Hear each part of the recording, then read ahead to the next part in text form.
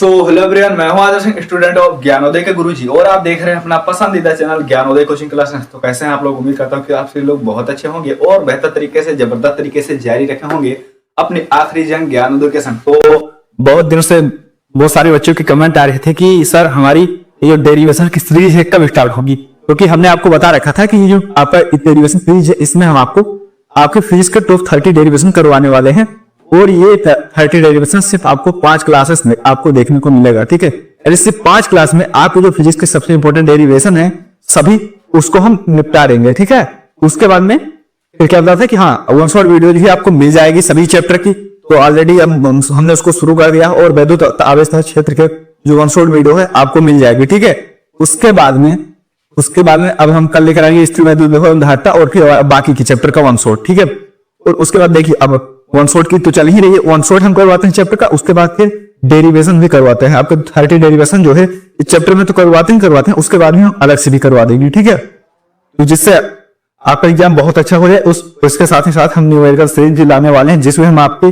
5 class में जो सभी इंपॉर्टेंट न्यूमेरिकल हैं सब खत्म करवा देंगे। ठीक है, तो इसीलिए चैनल को सब्सक्राइब कर लीजिए, क्योंकि यहाँ पर ऐसी इंपॉर्टेंट क्लासेस देखने को मिलती रहती हैं। ठीक है, चलिए अब बिना बात करके शुरुआत करते हैं। आपने थंबनेल पर देख लिया होगा कि कौन कौन से इंपॉर्टेंट डेरिवेशन है जो आज की हम अपनी डे 1 डेरिवेशन सीरीज है इसका डे 1 है। ठीक है, डे 1 में हम करने वाले हैं कौन से ऐसे डेरिवेशन है। आपने देखा होगा कुलाम्बीय बल थंबनेल पर मिल गया होगा आपको, और बिंदु आवेश के कारण वैद्युत क्षेत्र, और उसके बाद में वैद्युत द्विध्रुव के कारण वैद्युत क्षेत्र, जिसमें आपको मिला होगा वैद्युत द्विध्रुव का कारण अक्षीय निरक्षीय दो स्थितियों में होता है कि वैद्युत द्विध्रुव के कारण अक्षीय स्थिति में वैद्युत क्षेत्र की तीव्रता और वैद्युत द्विध्रुव के कारण निरक्षीय स्थिति में वैद्युत क्षेत्र की तीव्रता। ठीक है, ये दो होता है। उसके बाद आपका आ जाता है गोस के सत्यापन, गोस की प्रमेय का सत्यापन। तो आपने थंबनेल पर ऑलरेडी देख लिया होगा कि हाँ कौन कौन से डेरिवेशन है, लगभग हाँ 5-6 डेरिवेशन है। ठीक है, इसी तरह हर एक क्लास में 5-6 डेरिवेशन करेंगे तो 30 डेरिवेशन आपके 5 क्लास में आसानी से हो जाएंगे। ठीक है, तो ये जो पहला चैप्टर है, दूसरा, इसमें इन दोनों में बहुत ज्यादा जो डेरिवेशन है बहुत इंपॉर्टेंट है। ठीक है, इसलिए, और बाकी जो आपकी सेकंड बुक है उसमें ज्यादा डेरिवेशन नहीं है, क्योंकि परमाणु नाभिक इसमें गिने चुने ही डेरिवेशन इसमें देखने को मिलते हैं। तो इसीलिए जो आपकी फर्स्ट बुक है इसमें सबसे ज्यादा डेरिवेशन है। ठीक है, तो आपकी फर्स्ट बुक का ये सबसे फर्स्ट चैप्टर का डेरिवेशन है। इसमें आज की इस क्लास में जो हम करवाने वाले हैं सभी आपके फर्स्ट चैप्टर के डेरिवेशन है, और यहाँ 5 से 6 डेरिवेशन आज डे 1 में करवाएंगे। उसके बाद इसी तरह हर एक क्लास में 5-6 करवा कर और आपके टोटल जो 30 डेरिवेशन है वो पूरा हम खत्म करवा देंगे। ठीक है, तो चलिए बिना बात करते हुए शुरुआत करते हैं अपने सबसे पहले डेरिवेशन से। ठीक है, तो हमारा जो चैप्टर है वैद्युत आवेश क्षेत्र, इसमें सबसे पहला क्या आ जाता है डेरिवेशन, इंपॉर्टेंट डेरिवेशन कूलाम का नियम। अब देखिए ये तो 3-4 लाइनों में होता है। ठीक है, ज्यादा होता नहीं, लेकिन फिर भी मैंने इसे डेरिवेशन के रूप में लिया है। ठीक है, क्योंकि यहाँ से जो सूत्र पूछा जाता है, ठीक है, सूत्र का निगमन हम उसको पूरा बताने वाले हैं, क्योंकि सूत्र में भी कुछ लोग कंफ्यूजन रहते हैं कि निर्वात की वैद्युतशीलता होती है, ये एप्सिलॉन क्या होता है, ये इसका मान क्या होता है, ये 9×10⁹ ये क्या होता है, इसका मात्रक क्या होता है। ठीक है, दिक्कत रहती है और डेरिवेशन, तो इसलिए हमने सोचा कि जो पढ़े होंगे उनका भी रिवीजन हो जाएगा इसमें, तो हमने कूलाम का नियम को भी रख लिया। ठीक है, वैसे तो जो भी लास्ट 12th होंगे, ठीक है, उन्हें पता होगा कि हाँ ऐसा कोई बच्चा नहीं होगा जिसे कूलाम का नियम ना आता हो, लेकिन फिर भी हमने ले लिया है। ठीक है, और इसके बाद हम देखेंगे बिंदु आवेश के कारण वैद्युत क्षेत्र की तीव्रता, सिर्फ 2 लाइनों में है बिंदु आवेश के कारण वैद्युत क्षेत्र की तीव्रता। उसके बाद सिर्फ 2 डेरिवेशन आपके बड़े बड़े इस चैप्टर में मिलते हैं बस, एक वैद्युत द्विध्रुव के कारण अक्षीय स्थिति में वैद्युत क्षेत्र की तीव्रता और दूसरा वैद्युत द्विध्रुव के कारण निरक्षीय स्थिति में वैद्युत क्षेत्र की तीव्रता। सिर्फ 2 डेरिवेशन ये जो है आपके कठिन है थोड़ा, बस कठिन भी नहीं है। आज की क्लास में देखने के बाद कठिन नहीं रह जाएंगे भाई, एक बार खुद से प्रैक्टिस कर लेंगे उसके बाद तो सब क्लियर हो जाएगा। और आपके एग्जाम में 4 से 5 क्वेश्चन तो डेरिवेशन के आएंगे ही आएंगे। ठीक है, और 5-5 नंबर के आएंगे। ठीक है, तो डेरिवेशन का आपका एक भी नंबर नहीं कटने वाला है और थ्योरी का भी नहीं कटने वाला है, क्योंकि वन शॉट वीडियो जो आपको मिल रहे हैं, ठीक है, आप चैनल पर जाकर देख सकते हैं। और हिंदी की सारी पूरा कंटेंट हिंदी का पूरा हमने करवा चुके हैं। ठीक है, इसके बस व्याकरण बचा हुआ है, 1 माह मैराथन लाएंगे और पूरा खत्म कर देंगे एक क्लास में। ठीक है, तो चलिए बिना देरी करते हुए शुरुआत करते हैं। ठीक है, जो हमारा पहला क्या है डेरिवेशन, हमने क्या बताया, कूलाम का नियम। ठीक है, तो कूलाम का नियम क्या कहता है, अब देखिए थ्योरी में भी पूछा जाता है। ठीक है, उसके बाद में डेरिवेशन में भी पूछा जाता है, और यहाँ से जो सूत्र मिलता है उसमें न्यूमेरिकल भी पूछा जाता है, यानी बहुत ही इंपॉर्टेंट है। 3-3 रूपों में पूछा जाता है, और एमसीक्यू में भी पूछा जाता है भाई कि हाँ मतलब कूलाम के नियम में एप्सिलॉन क्या होता है, इसका मात्रक क्या होता है, ये इसका बल का मात्रक क्या होता है, और फिर ये 1/4πε इसका मान क्या होता है। ठीक है, तो अभी हम उसको बताने वाले हैं। अब देखिए कूलाम चच्चा ने क्या कहा था कि किन्हीं 2 स्थिर आवेश, यानी अगर कोई 2 स्थिर आवेश है, बिंदु आवेश है, तो उनके बीच लगने वाला बल जो होगा आकर्षण, या तो आकर्षण का बल होगा या तो प्रतिकर्षण का बल होगा, तो जो बल लगेगा उन आवेशों के गुणनफल के अनुक्रमानुपाती होगा और उनके बीच की दूरी के वर्ग के व्युत्क्रमानुपाती होगा। समझिए, ठीक है। अभी इस पर मत जाइए, ठीक है। क्या कहा कि हमारे पास कोई दो आवेश है, ठीक है। हमने क्या मान लिया, पहला आवेश है Q1, ठीक, और दूसरा आवेश है Q2, ये हमने मान लिया। और क्या माना कि ये जो दोनों आवेश हैं ये एक दूसरे से r दूरी पर स्थित है, ठीक है। तो कुलाम चच्चा ने क्या कहा, उनके बीच जो लगने वाला बल होगा। अब देखिए, हमने आपको पहले भी बताया था कि गद्दी पर हम रहे चाहे मुन्ना, नियम सेम ही रहेगा। यानी दो अगर आवेश एक दूसरे के पास आ जाएंगे तो क्या होगा, बल लगेगा, ठीक है। जैसे कि अगर एक ही राज्य में दो राजा हो जाए तो क्या होगा, टकरार तो होगी, ठीक है। उसी तरह जब दो आवेश एक दूसरे के पास आ जाएंगे तो क्या होगा, अब यहाँ पर बल तो लगेगा, ठीक है। बल चाहे आकर्षण का हो चाहे प्रतिकर्षण का बल हो, ठीक है। बल कौन सा होगा, चाहे आकर्षण का होगा या तो प्रतिकर्षण का होगा। अब देखिए, आकर्षण का कब होगा और प्रतिकर्षण का कब होगा, हमने बहुत बार बताया है, लेकिन फिर भी बता देते हैं। अगर, ठीक है, अगर जो दोनों आवेश हैं, ठीक है, एक क्या है, धनात्मक है और दूसरा भी धनात्मक है, या फिर एक ऋणात्मक है दूसरा भी ऋणात्मक है, यानी कि बोले तो समान प्रकृति के आवेश हैं, तो क्या होगा, तो फिर एक दूसरे को प्रतिकर्षित करेंगे, ठीक है, प्रतिकर्षण बल लगेगा उनके बीच में। और अगर एक प्लस है दूसरा माइनस है, एक धनावेश है और दूसरा ऋणावेश है, तो उनके बीच जो लगने वाला बल होगा, ठीक है, आकर्षण का बल होगा। समझ में आया, ठीक है। इस तरह भी हमने बताया था कि समान आवेश यानी मेल मिलते हैं तो एक दूसरे को प्रतिकर्षित करते हैं, टकरार होता है, और मेल फीमेल में क्या होता है, आकर्षण होता है। यानी समान जेंडर के लोग एक दूसरे से आकर्षित होते हैं और विपरीत जेंडर के लोग प्रतिकर्षित होते हैं। मतलब कि विपरीत जेंडर के लोग क्या होते हैं, सॉरी गलत बोल दिया, उल्टा बोल दिया, कि समान जेंडर के लोग प्रतिकर्षित होते हैं, एक दूसरे से टकराते हैं और फिर दूर भाग जाते हैं, और जो विपरीत प्रकृति के जेंडर होते हैं वो एक दूसरे को आकर्षित करते हैं। समझ में आया पूरा कॉन्सेप्ट कि हाँ कैसे होता है, कि समान आवेश होंगे, एक प्लस दूसरा भी प्लस, तो प्रतिकर्षित करेंगे, ठीक है। लेकिन अगर असमान आवेश होंगे, विपरीत प्रकृति के आवेश होंगे, एक प्लस है दूसरा माइनस है, एक धनावेश है दूसरा ऋणावेश है, या फिर तो जो उनके बीच लगने वाला बल होगा आकर्षण का बल होगा। समझ में आ गया होगा कि हाँ कौन सा बल कब लगेगा। चलिए पहले इसको मिटा देते हैं ताकि आपको समझ में आए जो भी बाकी हम लिखें, ठीक है, ठीक है। समझ में आया बल वाला कॉन्सेप्ट कि हाँ कब आकर्षण का बल लगेगा कब प्रतिकर्षण का, तो उम्मीद करते हैं वो हाँ बल वाला समझ में आ गया होगा। उसके बाद में क्या बताया था कि जो बल लगेगा इनके बीच, क्या बताया था कि जो इनके बीच लगने वाला बल होगा यानी F, वो क्या होगा, अनुक्रमानुपाती होगा। किसके, उन दोनों आवेशों के गुणनफल के, यानी जो पहला आवेश है Q1 और दो दूसरा आवेश क्या है Q2, इनके गुणनफल के, यानी Q1 इंटू Q2, ठीक है। क्या होगा, जो बल लगेगा वो अनुक्रमानुपाती होगा दोनों आवेशों के गुणनफल के, यानी Q1 इंटू Q2, ठीक। और क्या बताया, और उनके बीच की दूरी के वर्ग के व्युत्क्रमानुपाती होगा। यानी अब दूरी क्या है, r है, तो दूरी का वर्ग क्या हो जाएगा, r स्क्वायर। क्या बताया कि जो बल लगेगा उनके दूरी के वर्ग के व्युत्क्रमानुपाती होगा, यानी F प्रोपोर्शनल 1/r स्क्वायर, ठीक है। अब देखिए यहां से हमें दो समीकरण मिले, अगर हम इसको समीकरण 1 मान लें एक बार, ठीक है, इसको हम समीकरण 1 मान लें, ठीक है, समीकरण 1, और हम इसको समीकरण 2 मान लें, ठीक है, इसे हम समीकरण 2 मान लें, तो क्या लिखेंगे, समीकरण 1 व 2 से क्या हो जाएगा, दिखाई दे रहा है यहां तक, अभी तो दिखाई नहीं दे रहा। समीकरण 1 व 2 से क्या हो जाएगा, तो समीकरण 1 व 2 से ये हो जाएगा, ठीक है, F और फिर प्रोपोर्शनल और फिर Q1 Q2 ऊपर हो जाएगा, Q1 इंटू Q2 बटे में r स्क्वायर, ये हो जाएगा, ठीक है। और उसके बाद में अब जब यहां से ये कांस्टेंट का चिन्ह हटेगा, ये प्रोपोर्शनल हटेगा, तो क्या हो जाएगा, प्रोपोर्शनल हटेगा तो क्या हो जाएगा बताइए, जब प्रोपोर्शनल हटेगा तो हो जाएगा ये F equal to 1/4 pi epsilon naught into Q1 Q2 बटे r स्क्वायर, ठीक है। ये प्रोपोर्शनल का चिन्ह हटेगा तो ये 1/4 पाई एप्सिलॉन हो जाएगा, ठीक है। और यहां पर अब बताइए, अब यहां पर आपको पता है कि जो F होता है ये बल है, ठीक है, और ये Q1 Q2 जो है ये तो आवेश है दोनों, r ये है इनके बीच की दूरी, ये यहाँ पर सर ये F ये क्या दिया, ये जैसा कुछ लिखा हुआ है, ठीक है। एक समझ में नहीं आ रहा कि ये तो अब पाई तो पता है कि हाँ मैथ में पढ़े थे, पाई कुछ होता है 22/7 जिसका मान, लेकिन ये क्या है, ई जैसा कुछ बना हुआ है, यहाँ पर ये लगा हुआ है, तो ये बताइए, ये भाई होता है निर्वात की वैद्युतशीलता, ठीक है। तो इसे हम क्या कहते हैं, इसे हम कहते हैं निर्वात की वैद्युतशीलता। अभी हम इसको डीप में बताएंगे, ठीक है, आगे, ठीक है, निर्वात की वैद्युतशीलता।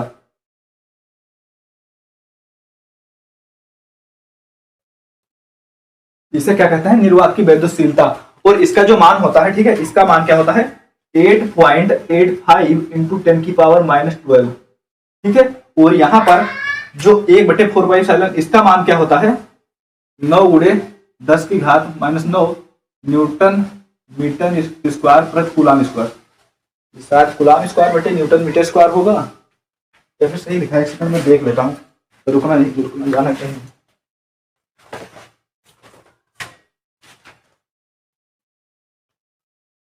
सही है भाई लोग, सही है, इसी तरह होगा। ठीक है, हाँ, ये इसका वाला उल्टा होता है, इसका वाला, इसमें क्या होता है यही उल्टा हो जाता है, कूलम स्क्वायर बटे न्यूटन मीटर स्क्वायर हो जाता है। ठीक है भाई लोग, तो उम्मीद करते हैं ये तो पूरा समझ में आया होगा। ठीक है, तो चलिए यही हम यहाँ पर तो डेरिवेशन करवा रहे हैं, लेकिन हाँ लगे हाथ ऐसे इंपॉर्टेंट क्वेश्चन भी पूछे जाते हैं उस पर थ्योरी पर, तो भी हम बता दे रहे हैं। पूछा क्या जाता है कि कूलम के नियम की सीमाएं लिखी। ठीक है, आपके एग्जाम में सीमाएं लिखी। अब देखिए थ्योरी, हम डेरिवेशन करवाने आए थे, थ्योरी भी करवाने लगे। अब क्या करें भाई बता देंगे तो 1 मिनट लगेगा, लेकिन हाँ आपका आया, बहुत बार आया। ठीक है, पिछले 2 साल लगातार पूछा गया है, इसीलिए हम बता दें कूलम के नियम की सीमाएं पूछी जाती है। अब देखिए कूलम का नियम लागू होगा, ठीक है, लेकिन उसकी कुछ कंडीशन है, उसके कुछ सीमाएं हैं किसी हद तक। ठीक है, किसी हद तक ही कोई जो होता है लागू होता है। देखिए कूलम ने क्या कहा था, 2 स्थिर आवेशों के बीच, यानी पहला तो लिखोगे कि जो आवेश है वो स्थिर होने चाहिए, तभी कूलम का नियम लागू होगा। ठीक है, आवेश जो है वो स्थिर होने चाहिए एक दूसरे के सापेक्ष। अगर आवेश गतिमान है तो कूलम का नियम लागू बिल्कुल भी नहीं होगा। ठीक है, कूलम का नियम लागू नहीं होगा। आवेश क्या होने चाहिए, स्थिर होने चाहिए। और फिर दूसरा, अब देखिए इसी में हमें पूरा मिल जाएगा। ठीक है, इसी में पूरा मिल जाएगा। दूसरा कि वो बिंदु आवेश होने चाहिए।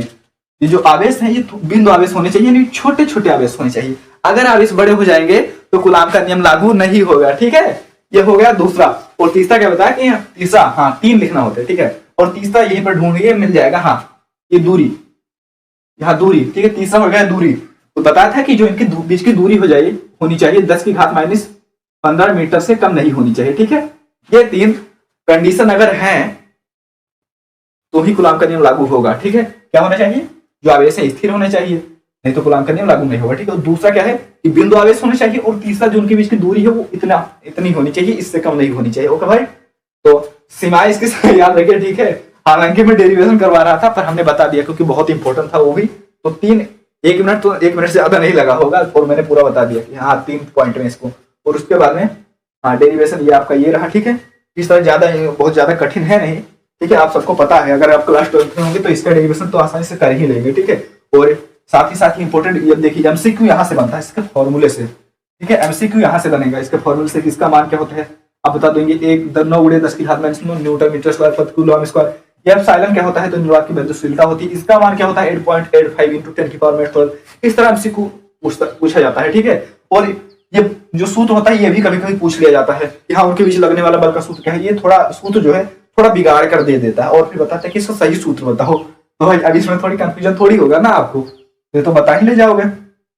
चलिए, तो हमारा डेरिवेशन 1 हो चुका है। ठीक है, और डेरिवेशन के साथ साथ ही हमने पूरा थ्योरी, क्वेश्चन क्या आएगा, एमसीक्यू क्या होगा, ठीक है, वो भी हमने आपको साथ में साथ बता दिया। ठीक है, न्यूमेरिकल इससे जरूर पूछा जाएगा। ठीक है, न्यूमेरिकल सीरीज में हाँ हालांकि इसका पूरा जो न्यूमेरिकल है वो पूरा हम करवाएंगे। ठीक है, उसके लिए चिंता बिल्कुल लेने की कोई भी जरूरत नहीं है। ठीक है, तो ये हो गया हमारा पहला जो है डेरिवेशन।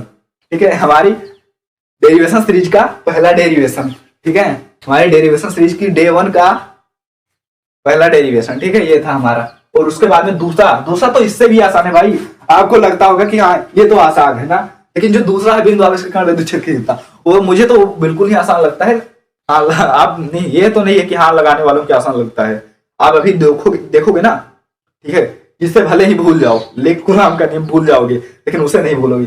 ये बच्चे तो बिल्कुल भी नहीं भूलते, कभी भी कोई नहीं भूलता है जो क्लास 12 में होता है। ठीक है, लेकिन जो आगे आने वाला है बिंदु आवेश के कारण, देखें मैंने किताब में देखा, हाँ किताब में भी 4-5 लाइन में लिखा हुआ था, पर वो 2 लाइन का है तो 2 ही लाइन का। ठीक है, अभी देखिए कैसे हम बताएंगे उसे। ठीक है, तो बने रहेगा अंतर। ठीक है, यहाँ तक पूरा मतलब कि 30 डेरिवेशन होने वाला है डेरिवेशन सीरीज में, आपको पता होगा 5 क्लास में होगा, और ये आज डे 1 है। ठीक है, बीच में जो जुड़े होंगे बता दें, यहाँ पहला ही डेरिवेशन है। ठीक है, ये पहला ही डेरिवेशन है, अभी करवा रहे हैं, और उसके बाद में आज हम 6 डेरिवेशन करवाएंगे आपकी। ठीक है, कौन कौन से डेरिवेशन है आज हम करवाने वाले हैं। हाँ, कूलम्बीय बल का सूत्र जो कि हमने करवा ही दिया, और उसके बाद में बिंदु आवेश के कारण वैद्युत क्षेत्र की तीव्रता, और वैद्युत द्विध्रुव के कारण वैद्युत क्षेत्र, जिसमें आपका 2 डेरिवेशन विद्युत द्विध्रुव के कारण अच्छी स्थिति में विद्युत क्षेत्र की तीव्रता, और दूसरा क्या आ जाएगा कि विद्युत द्विध्रुव के कारण निरक्षीय स्थिति में विद्युत क्षेत्र की तीव्रता। तो वहां से आपके दो डेरिवेशन आ जाएंगे, ठीक है। तो चलिए फिर हमने पहला डेरिवेशन तो देख लिया, चलिए दूसरा भी देख लेते हैं। बढ़िया, दो लाइनों में ज्यादा कठिन नहीं है, देख रहे हैं नहीं, पास में ही रोड है और हो जाता है। अब देखिए पास में ही रोड है, देखेंगे एक मिनट में दिखा देता हूँ, देख सकते हैं, ठीक है। ये नहीं, यहाँ से आते जाते हैं, ये रही रोड, ठीक है। खैर सॉरी अगर आपका मतलब कि थोड़ा सा टाइम वेस्ट किया है, ठीक है, दिखाने लगे, ठीक है। ओके भाई,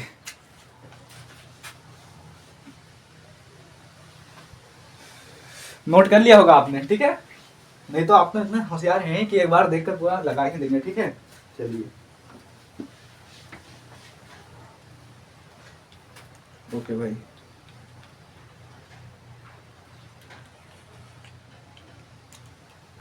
चलिए।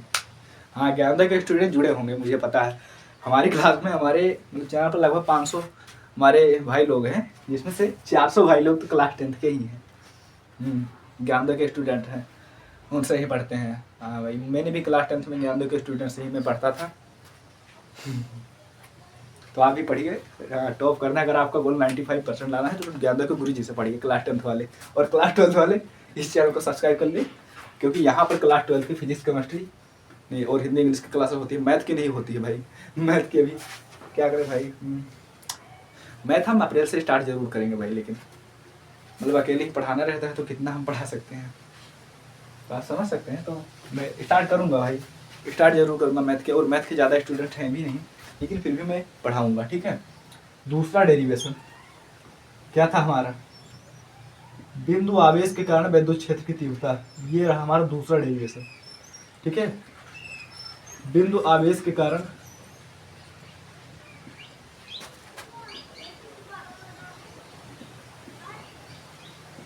साए साए हवा चल रही है, पता नहीं गई आपको सुनाई दे रहा होगा कितनी तेज हवा चल रही है।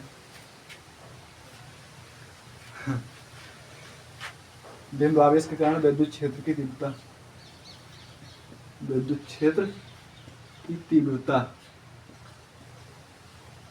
ठीक है। बिंदु आवेश के कारण विद्युत क्षेत्र की तीव्रता, ठीक है। अब देखिए बिंदु आवेश, आप तो हमने आपको बता ही दिया कि बिंदु आवेश क्या होता है, वो छोटा सा आवेश, ठीक है। और उसके बाद में इसके कारण क्या ज्ञात करना है हमें, विद्युत क्षेत्र की तीव्रता। अब हमने आपको विद्युत क्षेत्र और विद्युत क्षेत्र की तीव्रता दोनों बता चुके हैं। क्या बताया था भाई कि हाँ कोई दो आवेश है, मतलब एक आवेश होगा स्रोत आवेश, तो उसके बीच क्या होगा, उसके चारों तरफ क्या होगा। एक सेकंड में यहाँ पर बनाता हूँ ताकि अभी इससे ही आपका डेरिवेशन भी हो जाए। हमने क्या बताया था कि विद्युत क्षेत्र किसे कहते हैं, मान लीजिए हमारे पास कोई आवेश है, ठीक है।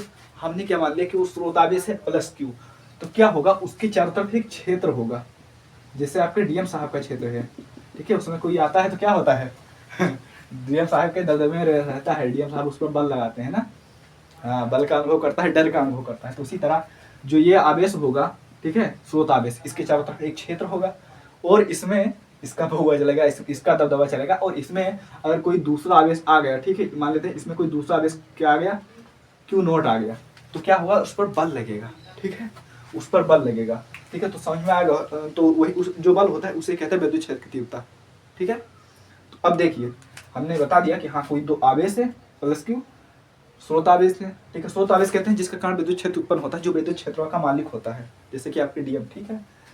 और ये क्या है, मतलब कि क्यू नॉट, यह है बिंदु आवेश, ठीक है। बिंदु आवेश छोटा सा आवेश, छोटा सा आवेश, ठीक है कोई। तो यहाँ पर अब बताइए दो आवेश एक दूसरे के पास आएंगे तो क्या होगा, क्या होगा बताइए, क्या बताया था हमने कि अगर एक राज्य में दो राजा हो जाएंगे तो क्या होगा, टकरार होगी, बल बढ़ेगा, मैंने बल लगेगा इनके बीच क्या होगा, हमने क्या बताया था, बल लगेगा, ठीक है। और बल कौन सा लगेगा, आकर्षण प्रतिकर्षण का। तो हमने आपको बता दिया पहले कि हाँ आकर्षण कब लगेगा, प्रतिकर्षण कब लगेगा, ठीक है। तो उसमें कंफ्यूज मत होइएगा कि आकर्षण कब, हाँ समान प्रकृति के आवेश होंगे तो प्रतिकर्षित करेंगे एक दूसरे को, और विपरीत प्रकृति के आवेश होंगे, एक प्लस है दूसरा माइनस है, यानी एक धनात्मक है दूसरा ऋणात्मक है, तो एक दूसरे को आकर्षित करेंगे, ठीक है। इस तरह समझिए कि हाँ मेल क्या करते हैं, प्रतिकर्षित करते हैं, और मेल फीमेल आकर्षित होते हैं एक दूसरे से, ठीक है। और उसके बाद में तो इनके बीच क्या होगा, बल लगेगा। हमने क्या बताया कि अगर एक कोई स्रोतावेश है और उसके कुछ दूरी पर क्या रखा है, बिंदु आवेश। अब देखिए तो उनके बीच क्या होगा, बल लगेगा, ठीक है। अब बल लगेगा तो बल क्या होगा, ठीक है, तो लगने वाला बल क्या होगा बताइए, बल F बराबर क्या होगा, सूत्र तो आपको पता ही है क्या होता है, 1/, अभी भी तो पीछे पढ़कर आए हैं, इनके बीच लगने वाला बल क्या होगा, 4πε0, अभी पीछे पढ़कर आए हैं कूलाम के नियम में। और इंटू क्या था उसमें, Q1 Q2, यानी पहले आवेश का गुणा और दूसरे आवेश का गुणा। तो पहला आवेश से Q इंटू Q0, ठीक है, यानी दूसरा आवेश ये वाला, ठीक है, Q इंटू Q0, ये हो गया आपका Q1 यानी पहल का आवेश और दूसरा का आवेश, इसका गुणा और बटे में दूरी यानी r²। यही तो सूत्र, यही तो था, F बराबर 1/4πε0 इंटू Q1 Q2 बटे r²।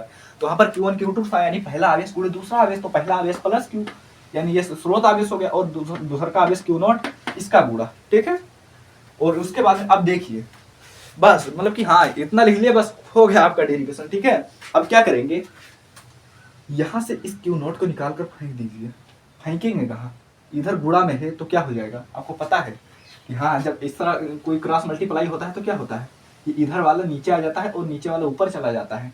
तो यहाँ पर तो Q0 बैठा है तो यहाँ तो चले आएगा, नीचे चला आएगा, यानी इधर गुणा में है तो इधर आकर भाग में हो जाएगा, सिंपल भाई। इधर गुणा में है तो इधर आएगा भाग में हो जाएगा, यानी क्या हो जाएगा, F ये नीचे चला आएगा F/Q0, और बाकी सब तो वैसे ही हो रह जाएगा ना भाई, बाकी सब तो वैसे ही लिख देंगे हम, 1/4πε0 इंटू Q। अब देखिए Q0 तो आ ही गया है इधर, तो Q0 छोड़कर बटे r², ठीक है, हो गया भाई, हो गया आपका काम, हो गया, तो सब कुछ बचा नहीं है। अब देखिए, अब इतने तो आप हुए हैं कि हाँ, अब बताइए इतने के स्थान पर हम क्या लिख सकते हैं, इतने के स्थान पर हम क्या लिख सकते हैं। तो हमने आपको जब, एक सेकंड कैमरा, हाँ भाई मतलब देखना पड़ता है भाई, बंद ना हो जाता है, ठीक है। तो अब बताइए इतने के स्थान पर हम क्या लिख सकते हैं, बताइए, ये F बराबर होता है बल, और इस मतलब Q0 मतलब क्या है, आवेश, ठीक है। तो बल बटा आवेश क्या होता है बताइए, क्या बताया था हमने कि विद्युत क्षेत्र किसे कहते हैं, विद्युत क्षेत्र किसे कहते हैं, कोई आवेश है तो उसके चारों तरफ का जो क्षेत्र होगा उसे विद्युत क्षेत्र कहेंगे। और क्या बताया था, विद्युत क्षेत्र में अगर कोई दूसरा आवेश आ जाएगा तो क्या होगा, वो विद्युत बल का अनुभव करेगा, वो क्या मतलब कि उसमें आकर्षण अथवा प्रतिकर्षण बल उत्पन्न होगा, और जो उस यानी वो कुछ बल का अनुभव करेगा, तो उस जो बल का अनुभव करेगा उसे क्या कहेंगे, एकांक आवेश पर लगने वाला बल। एकांक आवेश जिस, एकांक परीक्षण आवेश जिस बल का अनुभव करता है, या एकांक आवेश पर लगने वाला बल क्या होता है, विद्युत क्षेत्र की तीव्रता भाई, विद्युत क्षेत्र की तीव्रता यानी E, यही तो होता है ना, और इसे E से प्रदर्शित करते हैं, विद्युत क्षेत्र की तीव्रता यही तो होता है एकांक आवेश पर लगने वाला बल, ठीक है, कई बार बता चुके हैं भाई ठीक है। तो इसे हम E से प्रदर्शित करेंगे, यानी F/Q के स्थान पर हम क्या लिख सकते हैं, E लिख सकते हैं, है ना। तो चलिए लिख देते हैं, इसके स्थान पर हम क्या लिख दिए, E लिख दिए, ठीक है, यानी विद्युत क्षेत्र की तीव्रता लिख दिए, ठीक है, टेंशन कोई टेंशन नहीं। अब देखिए बाकी जो है इसको वैसे उतार दिए, बाकी हम वैसे उतार दिए, 1/4πε0 इंटू Q/r², बाकी सब हमने क्या किया वैसे उतार दिया, ठीक है। और ये कहा जाएगा, क्या हो जाएगा, मात्रक। अब देखिए मात्रक, बल का मात्रक क्या हो जाएगा, न्यूटन, बटे में आवेश का मात्रक कूलाम, तो ये न्यूटन प्रति कूलाम, ठीक है, हो गया आपका डेरिवेशन, ठीक है। दूसरा डेरिवेशन आपका हो गया, ठीक है। थोड़ा सा अच्छे से लिख देंगे कि हाँ, थोड़ा शब्द में कि हाँ कोई एक स्रोत आवेश है जिससे बिंदु आवेश कुछ दूरी पर रखा हुआ है, तो उनके बीच लगने वाला बल, बस इतना आपको ऐड करना है शुरुआत में, ठीक है। आप लिख लीजिएगा, हमने आपको बोलकर बता दिया, हमारा कोई बिंदु आवेश स्रोत आवेश प्लस Q से R दूरी पर स्थित है, तो उनके बीच लगने वाला बल, ठीक है, इतना आपको लिख देना है, ठीक है। तो फिर बल ये लगेगा, और फिर हमने क्या किया, इसको Q0 को निकाल कर उधर फेंक दिया, इधर गुणा में था उधर जाकर भाग हो गया, तो इसका इतने को हमने क्या लिख दिया, इतने हम जानते हैं कि इतना बराबर होता है एकांक आवेश पर लगने वाला बल क्या होता है, विद्युत क्षेत्र की तीव्रता यानी E, तो इसके स्थान पर हमने E लिख दिया, विद्युत क्षेत्र की तीव्रता। तो हमारा ये सूत्र निकल कर आ गया। अब बताइए, यही तो हमें याद करना था, विद्युत क्षेत्र की तीव्रता, वो भी किसके, बिंदु आवेश के कारण, ठीक है, और हमने निकाल लिया बिंदु आवेश के कारण विद्युत क्षेत्र की तीव्रता, और सूत्र ये देखिए, ठीक है। तो कितना मतलब कितना आसान है ना डेरिवेशन, ठीक है, फिजिक्स लगता है कुछ है ही नहीं, इन मतलब कि 2-3 लाइनों का इस डेरिवेशन करने के बाद, ठीक है। अब इसके बाद हाँ, एक इंपॉर्टेंट डेरिवेशन आपका आएगा अच्छी निरक्षे वाला, वो थोड़ा सा बड़ा है, बाकी तो कोई टेंशन लेने वाली बात नहीं है। आप क्लास 12th में हैं, तो हाँ थोड़ा बहुत तो चलेगा ना। तो अच्छे अच्छे भाई बहुत इंपॉर्टेंट है। कभी कभी ऐसा भी हुआ है कि एक ही साल में 3 से 4 सेट में भी पूछा गया है, ठीक है। तो बहुत इंपॉर्टेंट है। वैद्युत ध्रुव के कारण अच्छी और निरक्षीय स्थिति में वैद्युत क्षेत्र की तीव्रता समझ सकते हैं, ठीक है। तो चलिए अब इसको मिटा दें, देख लीजिए, ठीक है। शॉर्ट है, हमने यहाँ पर लिख दिया। ऊपर आप लिखेंगे कि माना कोई बिंदु आवेश स्रोत आवेश प्लस q से r दूरी पर स्थित है, तो उनके बीच लगने वाला बल, तब आप ये लिखेंगे इतना, ठीक है। तो चलिए स्क्रीनशॉट ले लीजिए। If you can take a screenshot, वरना आप नोट भी कर सकते हैं, ठीक है। चलिए मिटा दें। हो गया, हमारा दूसरा डेरिवेशन हो चुका है हमारा। चलिए हाँ, ये 5 दिन चलेगा, मतलब 5 वीडियो में पूरा आपका डेरिवेशन जो है फिजिक्स का पूरा खत्म हो जाएगा, 30 डेरिवेशन, और इसी में से आएगा भाई, ठीक है।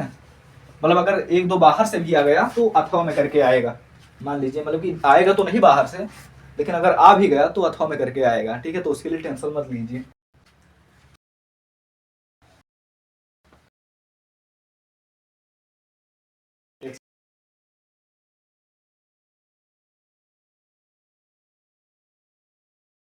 आपको अच्छा सुनाई दे, ठीक है, माइक लगा लेने से। अच्छे लग रहे हैं।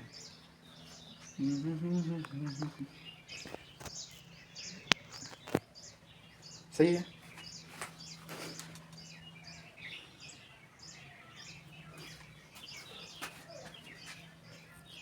पता नहीं किस तरह दिख रहा होगा उसमें।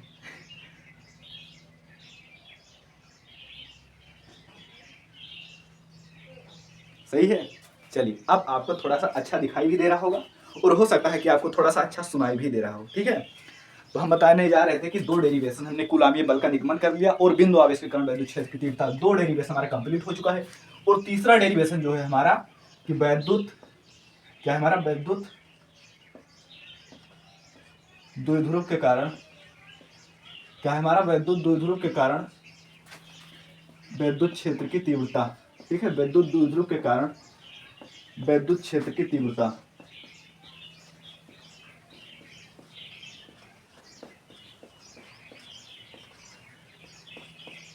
दिखाई दे रहा है क्या है, वैद्युत द्विध्रुव के कारण वैद्युत क्षेत्र की तीव्रता दिखाई दे रहा है। हाँ अभी तो दिखाई दे रहा है, ठीक है। चलिए, तो हमने क्या बताया था कि बहुत ही इंपॉर्टेंट है इस चैप्टर का। अगर हम सबसे इंपॉर्टेंट डेरिवेशन की बात करें तो यही है वो, ठीक है। इसमें आपको 2-2 डेरिवेशन मिलते हैं, यानी कि अगर देखा जाए ना तो यहाँ से आपके 2 डेरिवेशन मिलेंगे, और 2 डेरिवेशन 7 सेट बनते हैं, ठीक है। और 2 डेरिवेशन में से एक डेरिवेशन आपको अपने सेट में देखने को जरूर मिलेगा, क्योंकि 2 डेरिवेशन होते हैं और दोनों आते हैं हर साल। कोई 3 सेट में रखा होता है तो कोई 4 सेट में, यानी इतना ज्यादा इंपॉर्टेंट डेरिवेशन है। क्या बताएं भाई, अगर कुछ नहीं तैयार करके जा रहे हैं ना, अगर पास होने के लिए सिर्फ जा रहे हैं, तो कम से कम इन 2 डेरिवेशन को देखकर जरूर जाएं, ठीक है।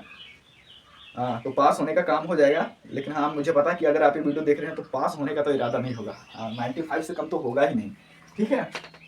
चलिए, तो इन 2 डेरिवेशन को तो बिल्कुल भी नहीं छोड़ना है, ठीक है। हो सकता है कि थोड़ा सा आपको थोड़ा कठिन लगे, ठीक है, बाकी डेरिवेशन से, लेकिन हाँ सबसे इंपॉर्टेंट डेरिवेशन है।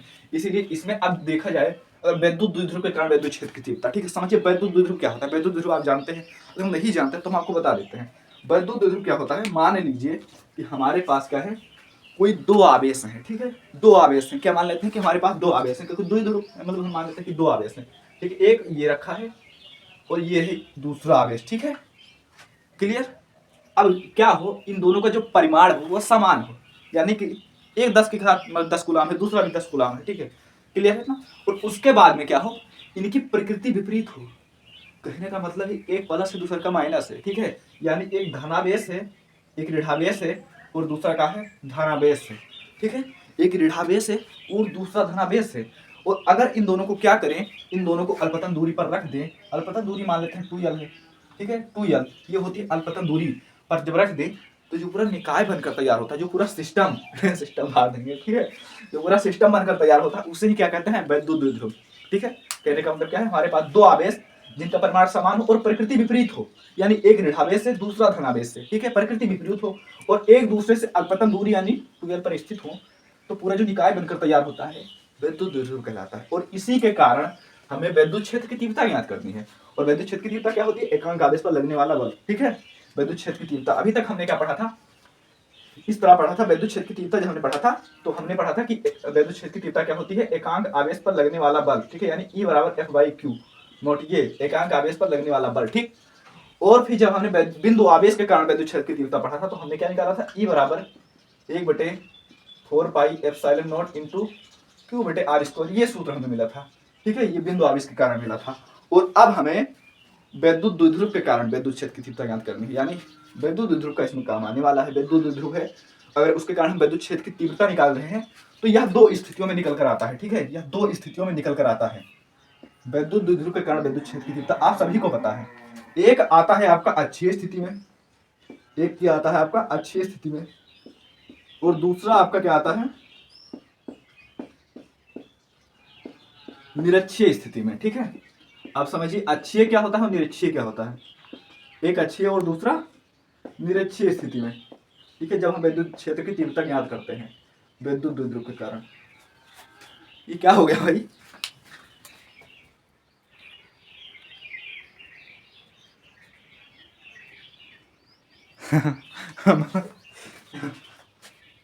यही दिक्कत होता है जब हम माइक ये लगाते हैं ना, इसलिए नहीं लगाते। ठीक है, तो चलिए इसे पीछे कर देते हैं। यानी ये दो स्थितियों में निकल कर आता है, एक अच्छी स्थिति में और दूसरा हमने क्या बताया भैया? निरक्षीय स्थिति में। ठीक है, आप समझिए कि अच्छी स्थिति क्या होता है और निरक्षीय स्थिति क्या होता है। ठीक है, सुकून से समझिए। कह रहा वैद्युत द्विध्रुव के कारण एक अच्छी स्थिति, दूसरा निरक्षीय। अच्छी मतलब, ठीक है, हम मान लेते हैं कि हमारे पास कोई वैद्युत द्विध्रुव है। ठीक है, ये हम बना लेते हैं। वैद्युत द्विध्रुव बनता कैसे है ये तो आपको हमें बताया है कि हाँ कोई दो आवेश हैं। ठीक है, दो आवेश हैं और दोनों का जो है परिमाण, हिला क्या? कैमरा हिला क्या? नहीं देखूंगा मैं। ठीक है, हाँ सही है। ठीक है, जो है विपरीत है, यानी एक ऋणावेश है और दूसरा धनावेश है। ठीक है, और एक दूसरे से 2l दूरी पर स्थित है, मान लेते हैं अल्पतन दूरी है, तो इसे वैद्युत द्विध्रुव कहते हैं। अब जब हम इसके कारण अक्षीय स्थिति में वैद्युत क्षेत्र की तीव्रता ज्ञात करेंगे तो अक्षीय का मतलब होता है अक्ष के अनुदिश। ठीक है, अक्षीय का मतलब क्या होता है? अक्ष के अनुदिश, यानी ये है क्या है? वैद्युत द्विध्रुव है और ये इसका अक्ष है। तो अक्षीय मतलब अक्ष के अनुदिश, यानी ये अक्ष है, अक्ष की अनुदिश यानी अक्ष की दिशा में, इधर। ठीक है, इधर कहीं मान लेते हैं कोई बिंदु है और वो बिंदु कौन सा है? P बिंदु है। तो यहाँ पर हमें वैद्युत क्षेत्र की तीव्रता ज्ञात करनी है, तो किसमें आ जाता है? अक्षीय स्थिति में। ठीक है, ये हो जाता है आपका अक्षीय स्थिति। ठीक है, हमारे पास कोई वैद्युत द्विध्रुव है और उसका कोई अक्ष होगा, तो अक्षीय मतलब यही होता है कि हाँ अक्ष के अनुदिश, यानी अक्ष की दिशा में, ये हमारा अक्ष है तो अक्ष की दिशा में, यानी इधर कोई बिंदु है P, तो यहाँ पर हम निकालते हैं वैद्युत क्षेत्र की तीव्रता, तो यह हो जाता है आपका अक्षीय स्थिति में। ठीक है, क्लियर? अब निरक्षीय क्या होगा? मान लेते हैं हाँ वैद्युत द्विध्रुव बना लेंगे पहले। ठीक है, समझिए दो आवेश हैं, एक ऋणावेश से दूसरा धनावेश से, और 2l दूरी पर स्थित है, तो ये बन जाता है हमारा द्विध्रुव। और वैद्युत द्विध्रुव का अगर निरक्षीय स्थिति निकाल रहे हैं, निरक्षीय मतलब कहते हैं अच्छे मतलब अक्ष के अनुदिश, यानी अक्ष की दिशा में यहाँ कोई बिंदु है, वहां पर वैद्युत क्षेत्र की तीव्रता ज्ञात करेंगे। अब निरक्षीय मतलब क्या होता है? निरक्षीय मतलब अक्ष के अनुदिश नहीं। ठीक है, यानी कहने का मतलब यहाँ पर कोई मध्य बिंदु है, मान लेते हैं O है, और तो इससे कुछ ऊंचाई पर, ये ऊंचाई हम क्या मान लेते हैं? हाँ R दूरी पर। ठीक है, R दूरी पर स्थित यहाँ पर कोई बिंदु है P, विषुवतीय तल पर, विषुवतीय तल पर एक कोई बिंदु P है, तो यहाँ पर हमें क्या ज्ञात करना है? वैद्युत क्षेत्र की तीव्रता। तो ये किसमें आ जाता है? आपका निरक्षीय स्थिति में। ठीक है, ये आपका आता है निरक्षीय स्थिति में। समझ में आया क्या होता है अक्षीय और क्या होता है निरक्षीय? ठीक है, चलिए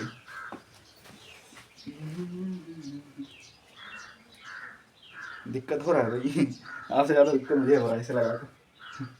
चलिए, तो समझ में आ गया होगा कि अक्षीय क्या होता है और निरक्षीय क्या होता है। अक्षीय मतलब हाँ ये वैद्युत द्विध्रुव है, उसके अक्षीय मतलब अक्ष के अनुदिश, यानी अक्ष की दिशा में कहीं कोई बिंदु स्थित बिंदु है, वहां पर वैद्युत क्षेत्र की तीव्रता ज्ञात करनी है। निरक्षीय मतलब हाँ कोई अक्ष के ऊर्ध्वाधर, मतलब कि विषुवतीय तल पर स्थित यहाँ पर तो कोई बिंदु P है, वहां पर हमें वैद्युत क्षेत्र की तीव्रता ज्ञात करनी है, वो आपका आ जाता है निरक्षीय स्थिति में। ठीक है, कहीं कहीं पर कभी कभी इस तरह भी एग्जाम में पूछा जाता है कि अक्षीय में नहीं लिखकर कभी कभी आ जाता है अनुदैर्ध्य, कभी कभी आपको अनुदैर्ध्य भी लिखा दिखाई दे रहा होगा। ठीक है, तो कंफ्यूज मत होइएगा, इसका मतलब एक ही होता है। ठीक है, क्लियर है? चलिए अब दोनों का जो डेरिवेशन हम बहुत आसान शब्दों में देख लेते हैं। तो डेरिवेशन ही हाँ पूछा जाता है मेनली, और 5 अंकों में पूछा जाता है। तो यहाँ से एक डेरिवेशन तो आपको देखने को मिलेगा, चाहे अच्छी चाहे निरक्षी। ठीक है, दोनों में से कोई भी आ सकता है, दोनों ही अपने आप में बहुत इंपॉर्टेंट है। ठीक है, चलिए पहले देखेंगे अच्छी और फिर हम क्या देखेंगे? निरक्षीय स्थिति। ठीक है, हाँ जो लोग नए हैं चैनल को सब्सक्राइब कर लें। ठीक है, और क्लास 10th वाले ज्ञानोदय के गुरुजी से पढ़ें। मैं हमेशा कहता हूँ भाई, ठीक है, मैं हमेशा कहता हूँ हिला क्या, हिला के एक सेकंड, सही है।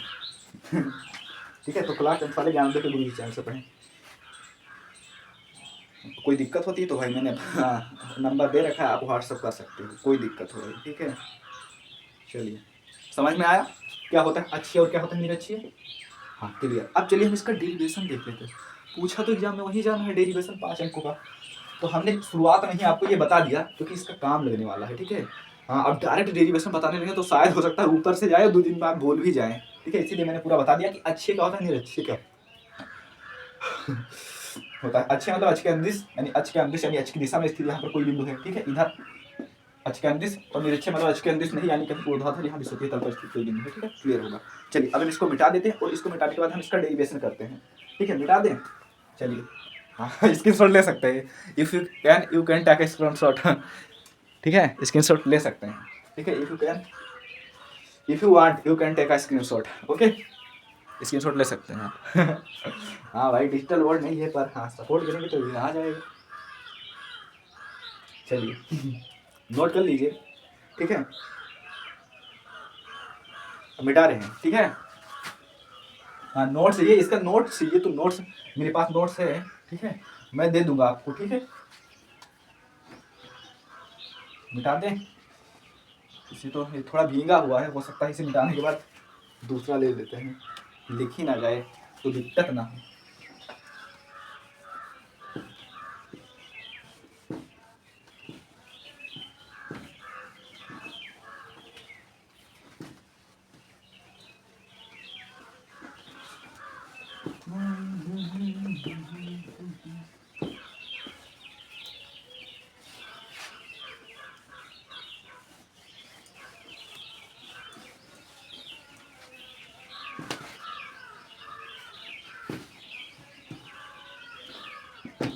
समझ में आया क्या होता है अच्छे और क्या होते हैं निरक्षीय। अब हम देख लेते हैं, सबसे पहले हम अच्छे वाला देखेंगे और उसके बाद हम देखेंगे निरक्षीय वाला, ठीक है।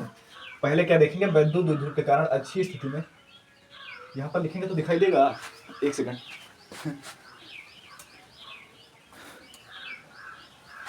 थोड़ा सा नीचे लिखना होगा बस यहाँ पर ना, वैद्युत द्विध्रुव के कारण, क्या ज्ञात करना है, वैद्युत द्विध्रुव के कारण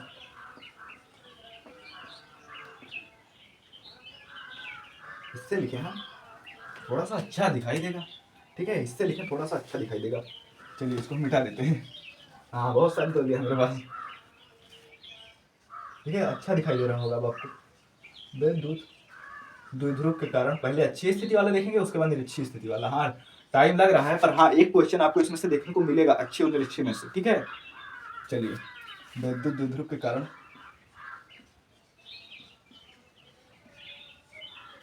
अच्छी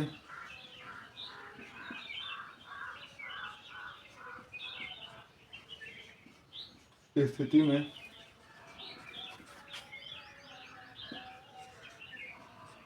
विद्युत क्षेत्र की तीव्रता, ठीक। चलिए तो हमने हेडिंग क्या बना लिया कि वैद्युत द्विध्रुव के कारण अच्छी स्थिति में विद्युत क्षेत्र की तीव्रता, ठीक है, हो गया, ठीक है। चलिए तो हमने क्या बताया था भैया, जब निकालेंगे आप समझिए, इसमें मतलब दिक्कत तो सभी को होता है, मतलब कि लगभग हर एक स्टूडेंट भूल ही जाता है, लेकिन आज इसका डेरिवेशन जो इतना आसान बताएंगे ना कि आप कभी भूलेंगे नहीं, ठीक है, कभी आप भूलेंगे नहीं।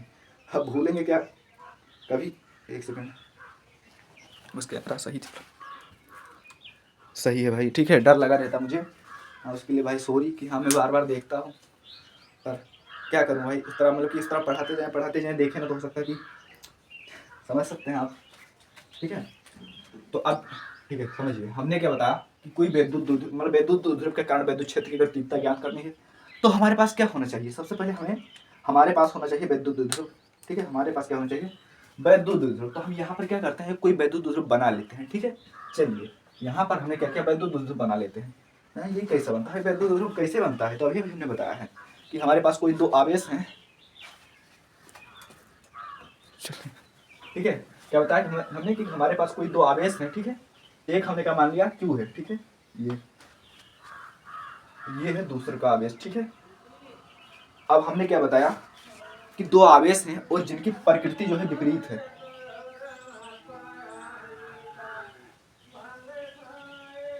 बस 1 सेकंड रुकना भाई, ठीक है, ये बस 1 सेकंड।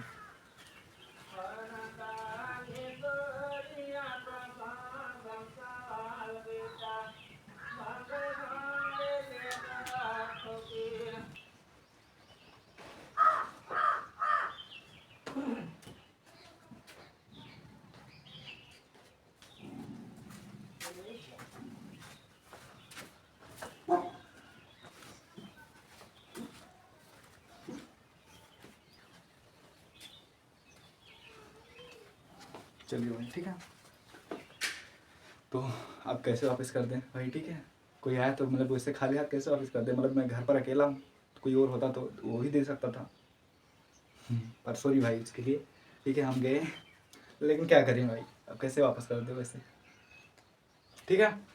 चलिए, तो हमें क्या कर रहा था कि वैद्युत, हम क्या कर रहे थे कि वैद्युत द्विध्रुव के कारण जब अच्छे अस्थिर वैद्युत क्षेत्र की तीव्रता ज्ञात करने के लिए हम क्या करते हैं, सबसे पहले हम कोई वैद्युत द्विध्रुव बना लेंगे, ठीक है, हमें वैद्युत द्विध्रुव के कारण ज्ञात करना है, तो द्विध्रुव बनाना तो आपको आता है, कैसे बनाते हैं, हमारे पास कोई दो आवेश होते हैं, ठीक है, दो, एक ये आवेश है, दूसरा का ये आवेश है, ठीक है, और जो इनका प्रकृति है वो विपरीत है, प्रकृति नेचर जो इनका विपरीत है, यानी एक ऋणावेश है और दूसरा धनावेश है, ठीक है, दूसरा धनावेश है, यानी दोनों की प्रकृति जो है विपरीत है।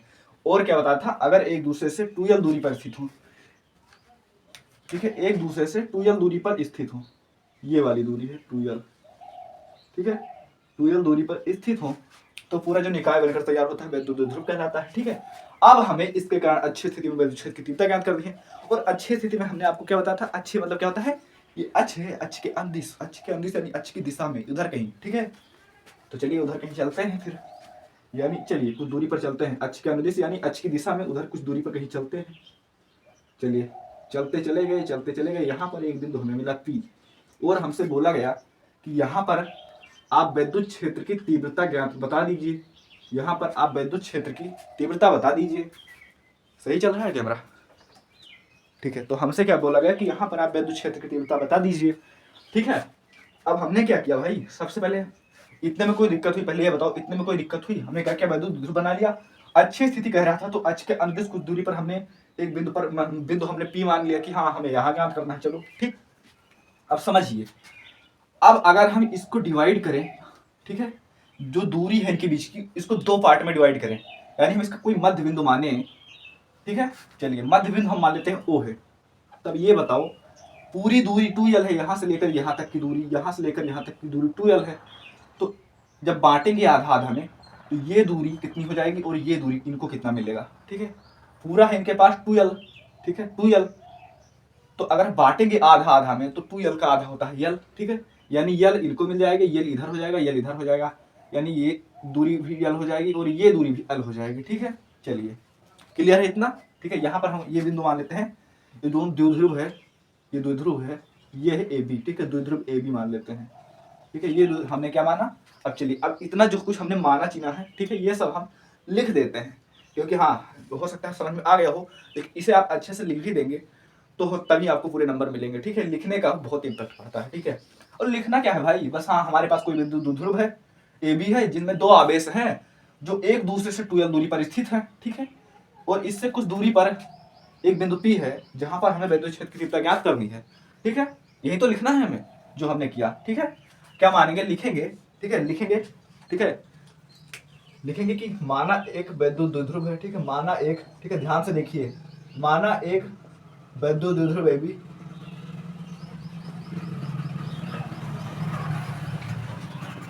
क्या माना हमें, एक वैद्युत द्विध्रुव AB है, ठीक है, जिसमें दो आवेश हैं, ठीक है, जिसमें दो आवेश,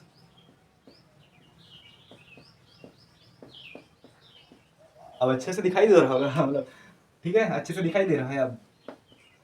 अब दो आवेश कौन कौन से हैं, एक है भैया माइनस क्यू यानी वो ऋणावेश वाला, और दूसरा का है प्लस क्यू यानी धनावेश वाला, और एक दूसरे से 2l दूरी पर स्थित है, ये दूरी जो है इनके बीच की 2l है, ठीक है, एक दूसरे से 2l दूरी पर स्थित है,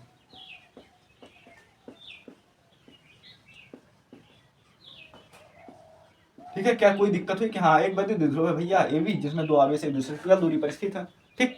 चलिए अब हमें ज्ञात क्या करना है बताइए, अब हमें ज्ञात क्या करना है, चलिए यहाँ पर हम लिख देते हैं हमें ज्ञात करना है, ठीक है, ज्ञात करना है, क्या ज्ञात करना है वो हम लिख देते हैं, हमें ज्ञात करना है बिंदु ओ से, ठीक है, यहाँ पर वो जो बिंदु है बिंदु ओ है, ठीक है, हम मान लेते हैं कि ये बिंदु ओ है, ठीक है, इसका जो मध्य बिंदु है, ठीक है। अब बताइए ये यहाँ से लेकर यहाँ के बीच की जो दूरी है, यहाँ से लेकर ये द्विध्रुव जो है, ये बिंदु जो है P, ठीक है, यहाँ के बीच की जो दूरी है हम R मान लेते हैं, ये वाली दूरी हम R मान लेते हैं, ठीक है, कोई दिक्कत नहीं होनी चाहिए। यहाँ से यहाँ के बीच की जो दूरी हमने R मान ली, तो हमें बिंदु O से R दूरी पर बिंदु P पर बिंदु छेद की तीव्रता ज्ञात करनी है। तो हमें क्या ज्ञात करना है, बिंदु O से R दूरी पर, एक सेकंड, ठीक है, मैं इससे लिखता हूँ, बिंदु O से R दूरी पर, ठीक है, ये बिंदु O है और इससे R दूरी पर, देखिए, ठीक, बिंदु O से R दूरी पर विद्युत क्षेत्र की तीव्रता, नहीं तो हम डायरेक्ट लिख देते हैं ये, ठीक है, समझ में होंगे, ये इसी का मतलब होता है विद्युत क्षेत्र की तीव्रता, ठीक है, शॉर्ट में हमने ई लिख दिया, ठीक है। क्या इतने में कोई दिक्कत हुई, ठीक है, क्या इतने में कोई दिक्कत हुई कि हाँ भैया विद्युत हमें क्वेश्चन दिया गया, ठीक है, कुछ नहीं आता, मान लीजिए हमें कुछ नहीं आता, क्वेश्चन दिया गया विद्युत कहाँ अच्छी विद्युत क्षेत्र की तीव्रता, हाँ भैया, हाँ बताए थे भैया, बताए थे कि हाँ द्विध्रुव कैसे बनता है, चलो बना ले, द्विध्रुव हमने बना लिया, एक ए बी बना लिया, एक दो और हाँ भैया ने बताया था कि हाँ अगर कोई दो आवेश है, एक ऋणावेश है दूसरा धनावेश, एक दूसरे से 2l दूरी पर रखते तो द्विध्रुव बन जाएगा। चलिए द्विध्रुव भी बना लेते हैं, हमारे क्वेश्चन ही नहीं आता, द्विध्रुव भी बना लेते हैं, बन गया हमारा द्विध्रुव। अच्छा अब क्या करना है कि हाँ अच्छी स्थिति में कह रहा है, हाँ ये भी बताया था कि अच्छे मतलब अक्ष का अनुदिश होता है, यानी ये अक्ष तो अक्ष की दिशा में, हाँ चलो चलो कोई बात नहीं, यहाँ पर P मान लेते हैं, यहाँ पर हमें ज्ञात करना है। अच्छा यही ज्ञात करना है, चलो तो जो कुछ हमने किया वो सब लिख देते हैं, ठीक है, क्या किया जो हमने यहाँ पर जो कुछ किया वो लिख देते हैं, ठीक है। अब वैसे हम कुछ नहीं जानते तो जो किया वही लिख दें कि माना एक विद्युत द्विध्रुव है और दो आवेश -q और +q एक दूसरे से 2l दूरी पर स्थित है, ठीक।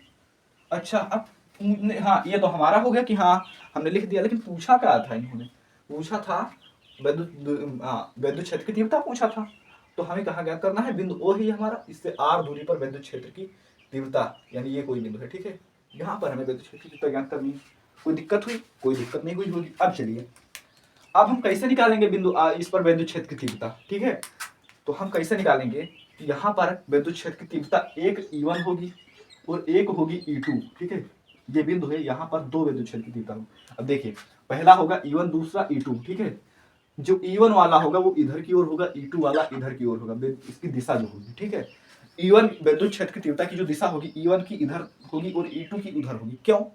क्यों होगी, क्योंकि जो E1 है ये देखिए हमने क्या समझा था कि विद्युत क्षेत्र की तीव्रता की दिशा को क्या होती है, विद्युत क्षेत्र की तीव्रता धनावेश से ऋणावेश की तो ओर होती है, ठीक है, यही तो हमने समझा था, यानी विद्युत क्षेत्र की तीव्रता की दिशा, अब समझिए ये हो रहा है माइनस के कारण, ठीक है, और ये हो रहा है प्लस के कारण, ठीक है, ये हो रहा है माइनस के कारण इस वाले आवेश के कारण और ये हो रहा है इस वाले आवेश के कारण।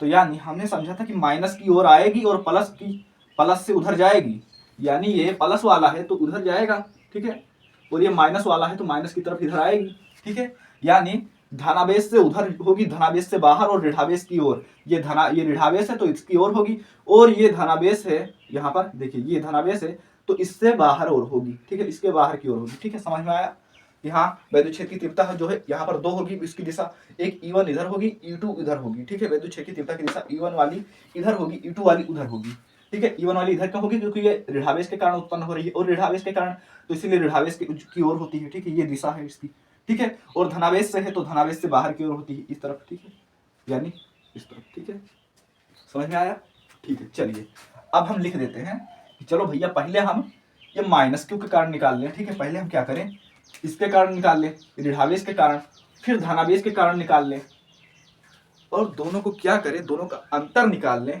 ठीक है, यानी इसको दोनों को निकाल लें, E1 निकाल लें और E2, तो हमें दोनों का अंतर निकालने पर हमें पता चल जाएगा कि हाँ कुल विद्युत क्षेत्र की तीव्रता कितनी होगी, ठीक है, क्योंकि इनकी जो दिशा है एक इधर है एक उधर है तो हम इसका अंतर निकाल लेंगे, ठीक है, अगर एक ही दिशा में होती एक ही दिशा में तो हम क्या करते उसका योग निकालते, ठीक है, उसका हम योग निकालते, ठीक है, तो इसलिए हम क्या करेंगे सबसे पहले हम इसके कारण निकालेंगे ऋणावेश के कारण, उसके बाद हम धनावेश के कारण निकालेंगे और दोनों का अंतर निकाल लेंगे तो हमें विद्युत क्षेत्र की तीव्रता हमें पता चल जाएगी, ठीक है।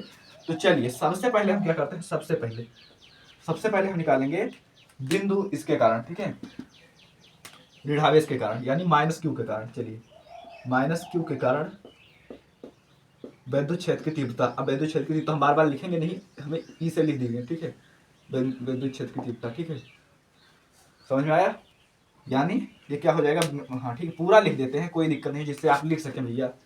माइनस विद्युत क्षेत्र की तीव्रता माइनस क्यू आवेश के कारण, यानी धनावेश के कारण विद्युत क्षेत्र की तीव्रता, विद्युत क्षेत्र की तीव्रता, ठीक है। उसके बाद हम इसके कारण निकालेंगे और दोनों को हम जोड़ देंगे भैया, ठीक है। तो हमारा पूरा निकल कर आ जाएगा, ठीक है। अब यहाँ पर हम क्या लिख देते हैं, प्लस क्यू के कारण, ठीक है। अभी हम दोनों निकालेंगे, प्लस क्यू के कारण विद्युत क्षेत्र की तीव्रता,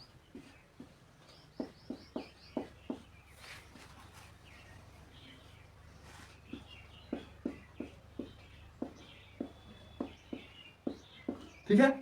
यानी Q1 के कारण माइनस क्यू के कारण निकालेंगे, ठीक है। अब देखिए जब माइनस क्यू के कारण निकालेंगे तो ये माइनस क्यू के कारण E1 है, देखिए हमने क्या बताया था, E1 यानी देखिए ये दिशा होती है वैद्युत ध्रुव की, यानी जो माइनस वाला होगा वो इसकी तरफ ही तो होगा, ये इसकी तरफ ही तो होगा। वैद्युत क्षेत्र की तीव्रता क्या होती है, धनावेश से ऋणावेश, यानी ऋणावेश की ओर और धनावेश से बाहर। तो धनावेश वाला जो है इसके बाहर है, यानी वो वाला तो E2 है भैया, ये जो ऋणावेश वाला है ये इसकी ओर होगी, यानी E1 होगी। तो माइनस क्यू के कारण यानी E1, ठीक है।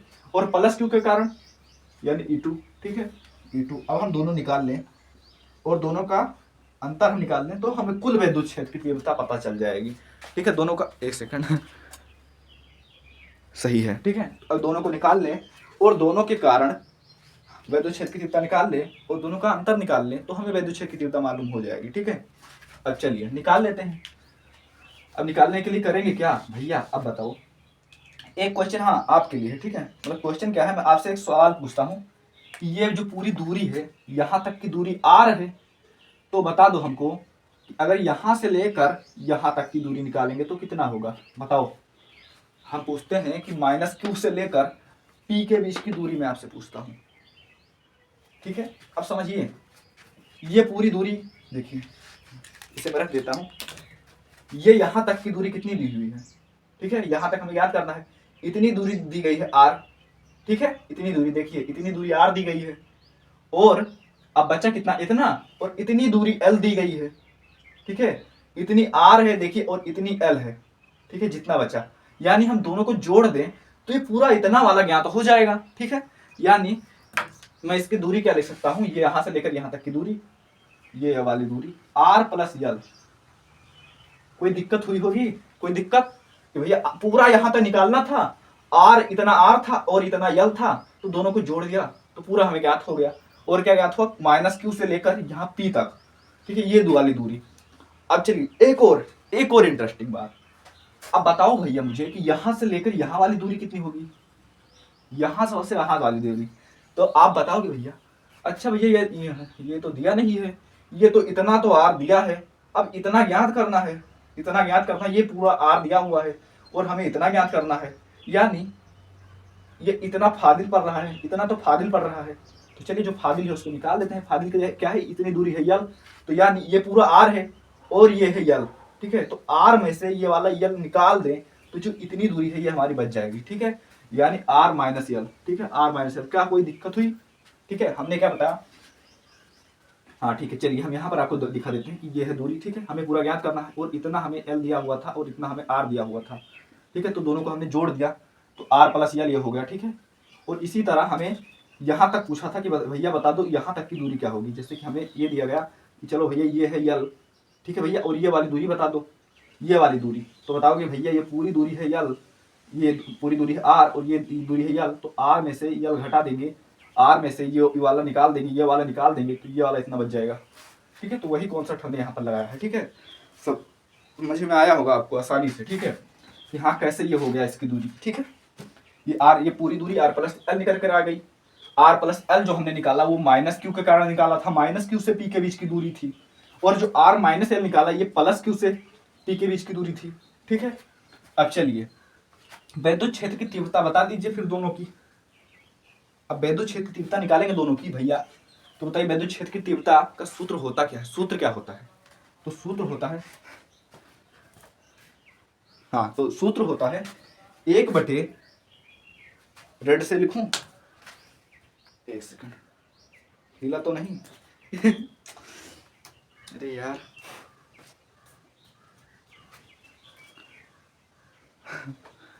ठीक है। चलिए तो मैं रेड से लिखता हूँ। सूत्र पता है आपको, 1/4 पाई, ठीक है, एप्सिलॉन नॉट, और इसके बाद में into Q1 Q2 Q/r², Q1 Q2 बता रहे हैं, Q/r², ठीक है। वो Q1 Q2 वो बल वाला होता है, ठीक है। तो Q/r², ठीक है।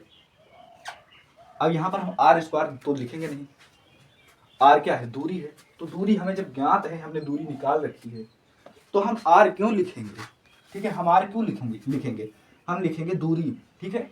तो जब हम दूरी निकाल रहे हैं तो हम r क्यों लिखेंगे, तो दूरी हमारी भैया -q वाली है, -q वाली, ठीक है, -q वाली दूरी, ये देखिए -q यहाँ पर है, और इससे p के बीच की जो दूरी है यहाँ से लेकर यहाँ तक, ये वाली दूरी r+l, यानी r+l का स्क्वायर, ठीक है। ये हो गया, ये हो गया हमारा, निकल कर आ गया कि E1 के कारण, मतलब -q के कारण, यानी E1, -q के कारण यानी E1 वाला, ठीक है। हमने आपको बता दिया कि हाँ सूत्र ये होता है, ठीक है। दूरी के बस हमने यहाँ पर r के स्थान पर r+l रख दिया, क्योंकि दूरी r+l हमने निकाल रखा है, -q से p के बीच की दूरी, ठीक है।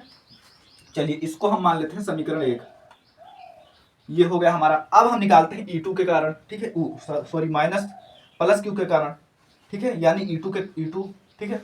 तो जब हम E2 निकालेंगे तो भैया अब सूत्र वही रहेगा, ठीक है, 1/4 पाई एप्सिलॉन नॉट, ठीक है, इंटू Q/r²। अब फिर दूरी बदल गई, ये वाली दूरी लिया था हमने -q के कारण, और +q के कारण ये वाली दूरी लेंगे, +q से p के बीच की दूरी, -q के कारण हम ले लिया था कि -q से p के बीच की दूरी, और अब हम +q के कारण ये देखिए ये वाली लेंगे, यानी ये तो हमने निकाल रखा है, ये देखिए r-l, r-l का स्क्वायर दिखाई दे रहा है आपको, यहाँ तक दिखाई दे रहा है, और इसको हम दूसरा समीकरण मान लेते हैं, दिखाई दे रहा है। चलिए अच्छे से आपको दिखाई दे रहा है, ठीक है। चलिए अब हमें क्या करना है, हमने E2 E1 निकाल लिया, E2 निकाल लिया, क्या इतने में कोई दिक्कत हुई, ठीक है। कोई विद्युत द्विध्रुव के कारण अच्छे विद्युत क्षेत्र की तीव्रता ज्ञात करनी थी हमें, उसके बाद द्विध्रुव बना लिया हमने, ठीक है। द्विध्रुव बना लिया तो हमने यहाँ पर मान लिया कि हाँ द्विध्रुव भी है, इसमें 2 आवेश हैं। द्विध्रुव में पता होता है कि एक आवेश -q, दूसरा +q होता है, एक दूसरे से 12 दूरी पर रख देते हैं, ठीक है, ये हो गया। और अब हमें ज्ञात जो करना था कि O से R दूरी पर विद्युत क्षेत्र की तीव्रता ज्ञात करके लिख दिया। तो यहाँ पर जब हमने विद्युत क्षेत्र की तीव्रता ज्ञात की तो हमें पता चला कि यहाँ पर 2 विद्युत क्षेत्र की, जो विद्युत क्षेत्र की तीव्रता होगी, एक की दिशा इधर होगी, एक की दिशा दूसरी उस तरफ होगी, क्योंकि माइनस की तरफ होती है और प्लस से बाहर उधर होती है, प्लस के बाहर होती है, हमें पता है विद्युत क्षेत्र की तीव्रता। तो जब हमने माइनस के कारण निकाला तो ये आया, यानी E1, और प्लस के कारण निकाला तो E2 आया, ठीक है। अब हमें क्या करना है, E1 E2 ये हमारा निकल कर आ गया। अब हमें पूरा विद्युत क्षेत्र की तीव्रता ज्ञात करना है, ठीक है। तो यानी हमें E नेट ज्ञात करना है, ठीक है, कुल विद्युत क्षेत्र की तीव्रता, ठीक है, कुल विद्युत क्षेत्र की तीव्रता अब हमें ज्ञात करना है, कुल विद्युत क्षेत्र की तीव्रता, कुल विद्युत क्षेत्र की तीव्रता। तो हम क्या करेंगे, कुल विद्युत क्षेत्र की तीव्रता ज्ञात करने के लिए, यानी ई नेट ज्ञात करने के लिए हम क्या करेंगे, ई नेट ज्ञात करने के लिए, ई नेट यहाँ पर कुल का मतलब नेट लिख देता हूँ, ठीक है, ई नेट बराबर, अब हम क्या करेंगे भैया, E2 में से E1 घटा देंगे, E2 में से E1 घटा देंगे, ठीक है।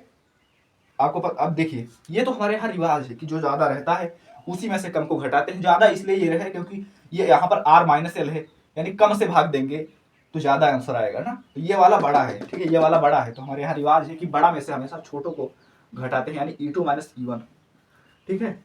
अगर दिशा एक होती तो दोनों को जोड़ देते, लेकिन एक की दिशा इधर है, एक की दिशा उधर है, तो इनको घटा देंगे, ठीक है। आपने 10th में भी पढ़ा होगा वो धारा वाला क्वेश्चन जो मैथ में होता है कि हाँ इतनी वेग से बढ़ रहे हैं, ठीक है, एक ही दिशा में 2 मोटर बोट हैं, ठीक है, क्वेश्चन आपने पढ़ा होगा। तो क्या करते हैं, जब 2 मोटर बोट एक ही दिशा में जा रहे होते हैं तो उनको क्या करते हैं, अंतर निकालते हैं, सॉरी जोड़ लेते हैं, और तो दूसरे दोनों इस तरफ जाते हैं, इस तरफ जाते हैं, तो हाँ अंतर निकालते हैं उस तरफ, ठीक है। तो आपने पढ़ा होगा, ठीक है। तो उसी तरह यहाँ भी है, दोनों का जो दिशा है, एक इधर भाग रहा है, एक उधर भाग रहा है, तो इसलिए हम क्या करेंगे, इनका अंतर निकालेंगे, ठीक है। चलिए ठीक है, अब देखिए, अब हम अंतर निकालेंगे तो भैया ई नट है, यानी ई हमें ज्ञात करना है, ठीक है, ठीक है। अब हम क्या करेंगे, E2 में से E1 हमें घटाना है, तो E2 क्या है, E2 हमें यहाँ पर ये दिया हुआ है और E1 ये दिया हुआ है, E2 ये दिया हुआ है, E1 ये दिया हुआ है, हमें अगर इतने में से इतना घटा दें तो कुल हमारा निकल कर आ जाएगा, यानी E2 - E1 ये वाला, ठीक है, दिखाई दे रहा है। हाँ दिखाई दे रहा है, ठीक है। अब हम क्या करेंगे, E2 है और माइनस E1, तो E2 के स्थान पर ये रख देंगे 1/4 pi epsilon naught into Q बटे आर माइनस एल का स्क्वायर, क्यू बटे आर माइनस एल का स्क्वायर, ठीक है, ये हो गया। और माइनस क्यू E1, यानी E1 ये वाला, ठीक है, ये वाला, तो 1/4 pi epsilon naught into Q बटे आर प्लस एल का स्क्वायर, ठीक है। देखिए दोनों के कारण निकाले, सिर्फ अंतर दूरी का आया है, ये वाली दूरी आर प्लस एल थी और ये वाली दूरी आर माइनस एल थी, ठीक है।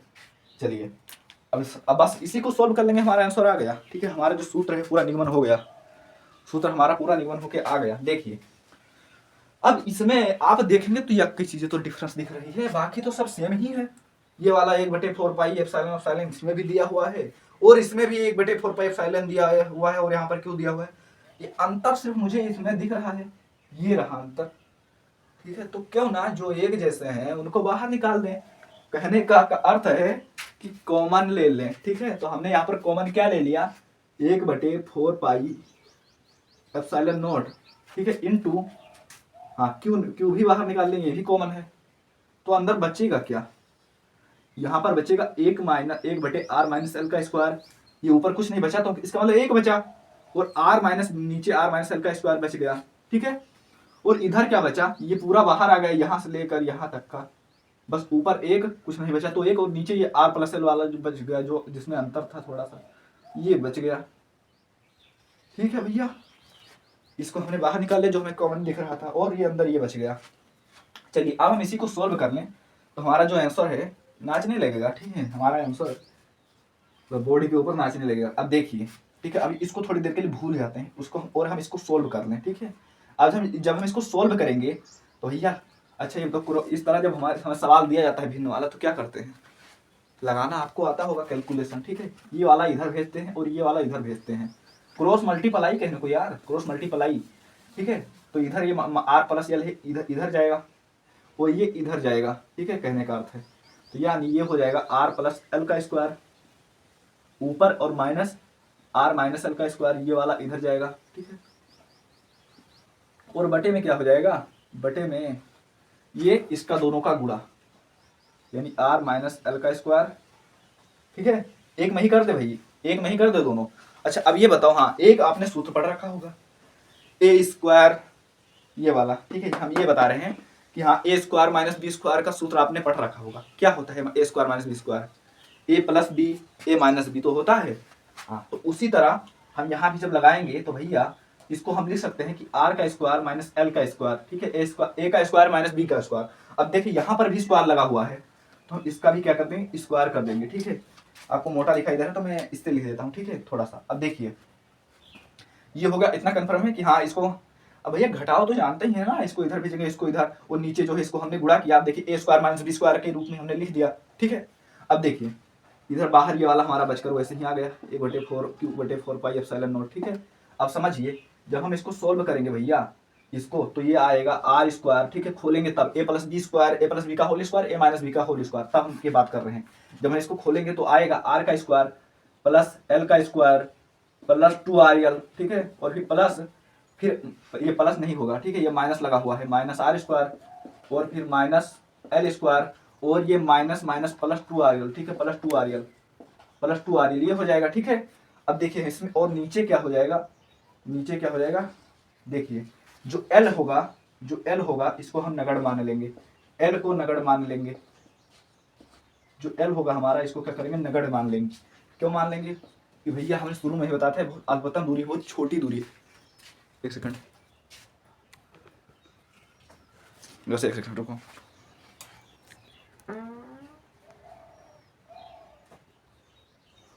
ठीक है, तो हम क्या करेंगे, इसको नगण्य मान लेंगे। नगण्य मानने का मतलब है कि हम इसको नहीं मानेंगे, इसको हम गिनेंगे ही नहीं, ठीक है। और उसके बाद में तब क्या होगा, तब ये तो खत्म हो जाएगा, एल एल खत्म हो जाएगा। कहने नगण्य इसीलिए मानेंगे क्योंकि ये जो है आर के मुकाबले बहुत छोटा है, बहुत ज्यादा छोटा है, तो इसीलिए हम इसे नगण्य मानेंगे। तो बचा क्या, आर स्क्वायर बचा, तो आर स्क्वायर का भी स्क्वायर करेंगे तो क्या हो जाएगा, आर की पावर 4, ठीक है, ये बचा। और बाहर क्या बचा,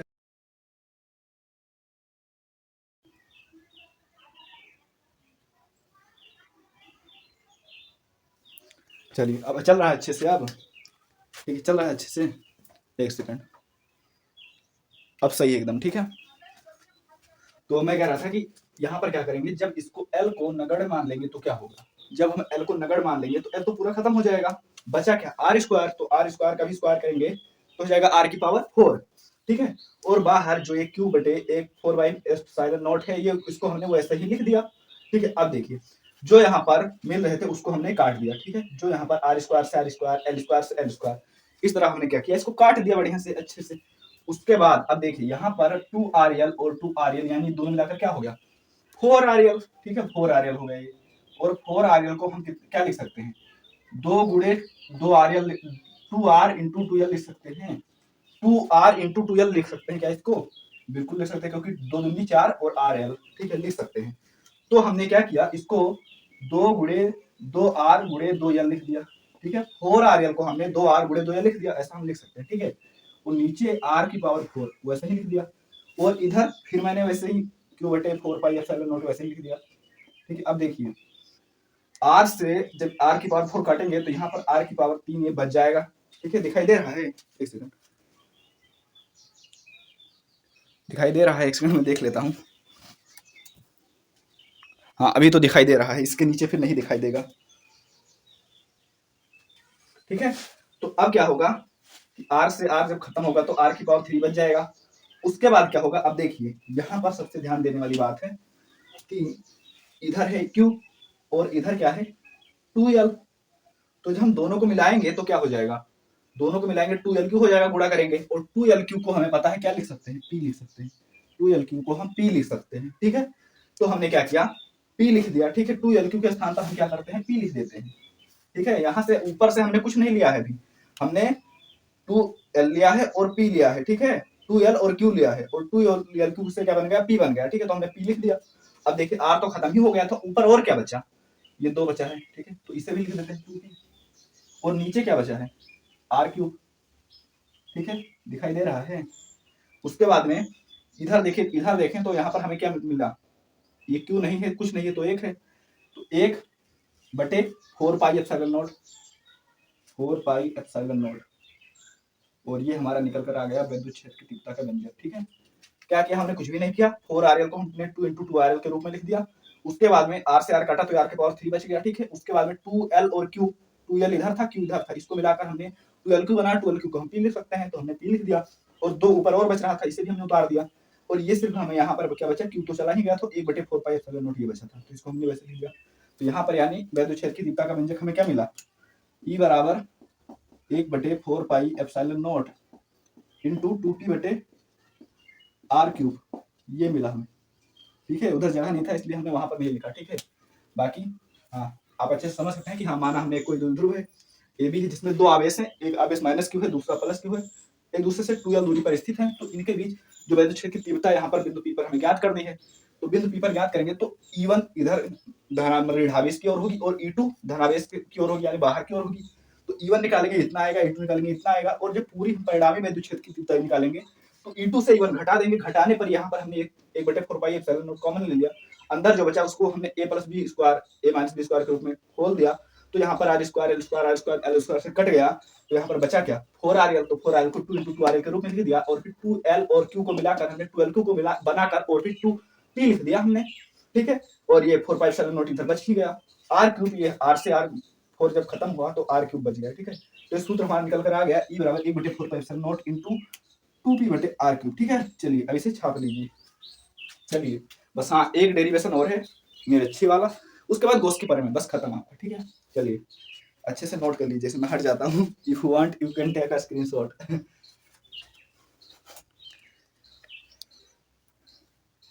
चलिए नोट कर लिया, मिटा दें, मिटा रहे हैं, मिटा दें बस, हाँ ठीक है। चलिए नोट कर लीजिए, उसके बाद मिटा रहे हैं। चलिए ठीक है, बहुत इंपॉर्टेंट डेरिवेशन था जो हमने बहुत ही आसान से आपको बता दिया, ठीक है। नहीं अगर थोड़ा बहुत भी हम लोग कहीं कंफ्यूजन हो तो थोड़ा 10-15 सेकंड मेरे पीछे करके देख लीजिए, ठीक है।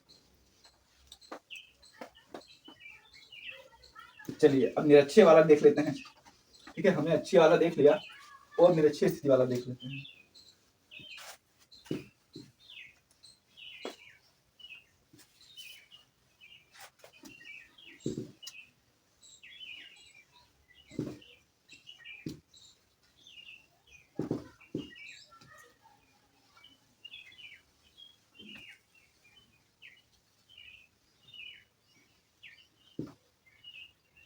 तेरी खोया रहूं, खोया रहूं।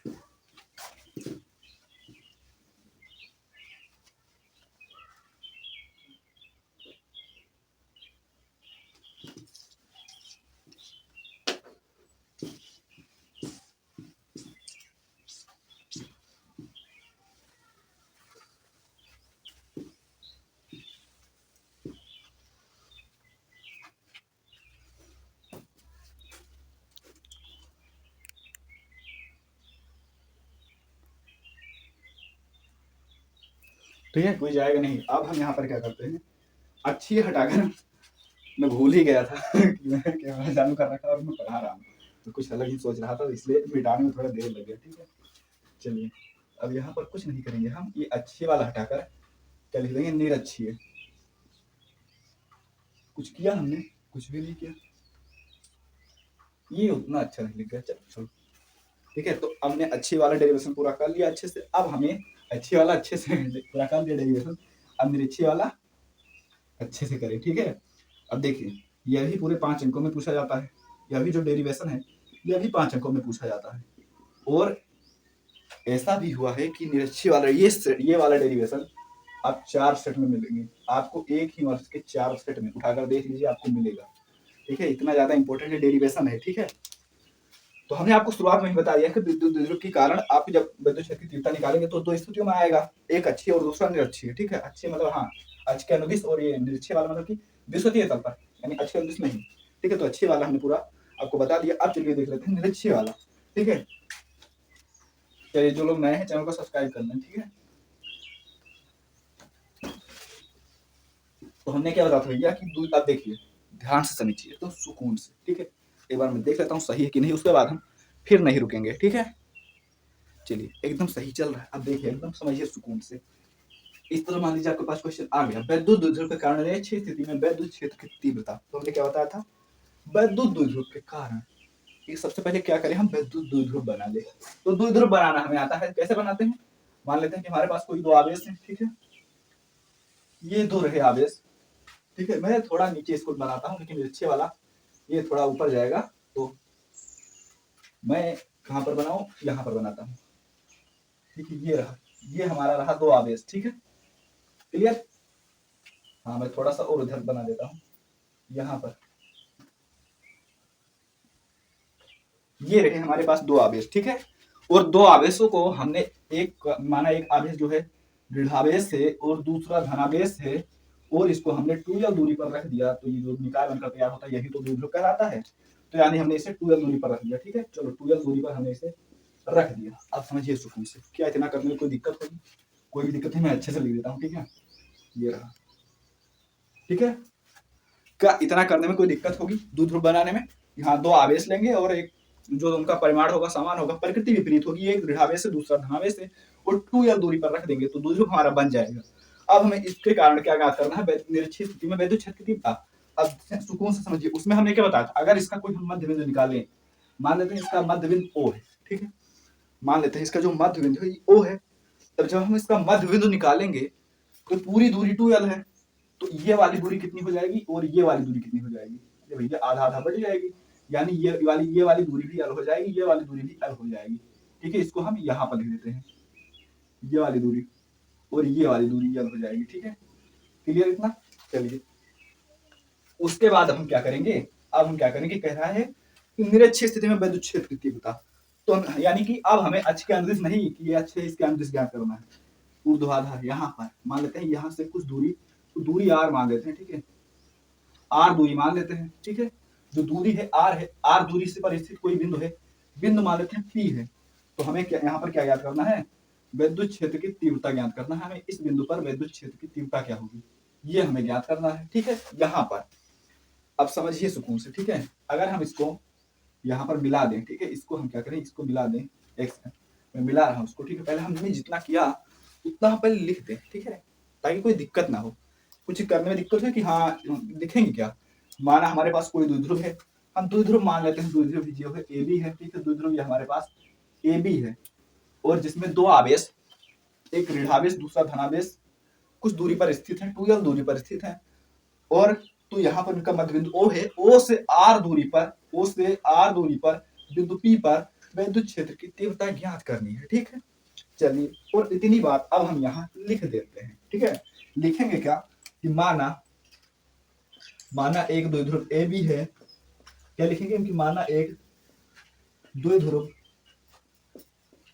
ए बी है जिसमें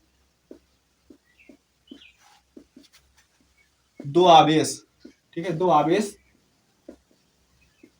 कौन कौन से आवेश हैं, एक है माइनस क्यू दूसरा है प्लस क्यू, एक दूसरे से 2l दूरी पर स्थित है, एक दूसरे से 2l दूरी पर स्थित है, ठीक है। एक दूसरे से 2l दूरी पर स्थित है, एक दूसरे से 2l दूरी पर स्थित है।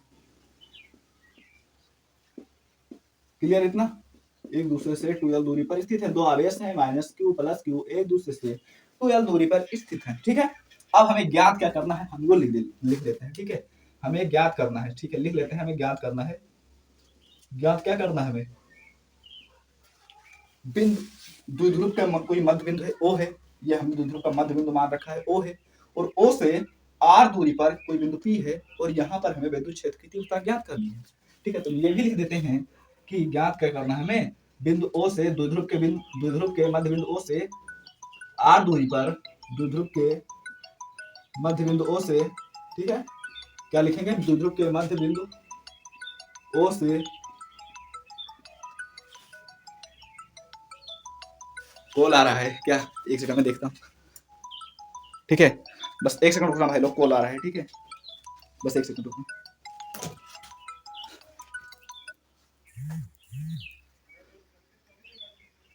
काट दिया मैंने फोन, ठीक है। चलिए मैंने फोन काट दिया है। अब क्या करें, मतलब क्लास में तो कैसे उठा ले, साइलेंट कर दूं मैं, दोबारा आएगा तो साइलेंट कर दूंगा, ठीक है।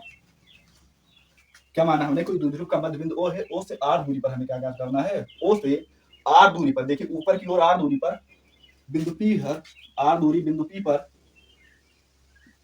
विद्युत क्षेत्र की तीव्रता, ठीक है, हम शॉर्टकट में लिख देते हैं, ठीक है। विद्युत क्षेत्र की हमें तीव्रता ज्ञात करनी है। क्या इतने में कोई दिक्कत हुई कि हमें क्वेश्चन दिया गया विद्युत द्विध्रुव के कारण निश्चित स्थिति में विद्युत क्षेत्र की तीव्रता, हमने द्विध्रुव बनाया, दो द्विध्रुव में हमें पता है कि एक आवेश होता है माइनस क्यू दूसरा प्लस क्यू, एक दूसरे से 2l दूरी पर रख देंगे तो विद्युत द्विध्रुव हमारा बन जाएगा। और हमने इसका कोई मध्य बिंदु O मान लिया, तो इसको हमने दो पार्ट में डिवाइड कर दिया, दो पार्ट में डिवाइड किया तो L दूरी इधर और L दूरी इधर हो गई, और यहाँ से कुछ दूरी पर, ऊंचाई पर R दूरी पर हमें बिंदु P पर विद्युत क्षेत्र की तीव्रता ज्ञात करनी, और यही हमने लिखा कि माना कोई विद्युत द्विध्रुव ए भी है जिसमें दो आवेश माइनस क्यू और प्लस क्यू एक दूसरे से 2l दूरी पर स्थित हैं, और ज्ञात क्या करना है हमें, द्विध्रुव के मध्य बिंदु O से R दूरी पर बिंदु P पर विद्युत क्षेत्र की तीव्रता, ठीक, क्लियर। चलिए अब हम कहां से शुरुआत कहां से करेंगे, सबसे पहले हम क्या करेंगे कि इसको हम मिला देंगे, ठीक है। A को P से मिला देंगे और B को भी P से मिला देंगे, मिला दें, चलिए फिर मिला देते हैं, ठीक है, मिला देते हैं। हीला तो नहीं करूंगा, ये उठाया हमने और इसको यहाँ पर मिला दिया, ठीक है। और इसको भी हमने क्या किया, अलग जा रहा है, कहीं भागा जा रहा है अलग, ठीक है, ये, और इसको मैंने हमने थोड़ा सा और आगे बढ़ाया, बस थोड़ा सा आगे बढ़ाया, ठीक है, ये देखिए थोड़ा सा आगे बढ़ाया हमने यहाँ पर, और देखिए। चलिए अब हम क्या करते हैं, हमने मिला दिया, ठीक है। अब मिलाने के बाद क्या होगा, जो इधर ये वाली दिशा है, ठीक है, विद्युत क्षेत्र की तीव्रता की, यहाँ पर हमें बताया कि विद्युत क्षेत्र की तीव्रता जो होगी E1 किधर होगी, E2 किधर होगी, ठीक है। एक सेकंड कैमरा हिला,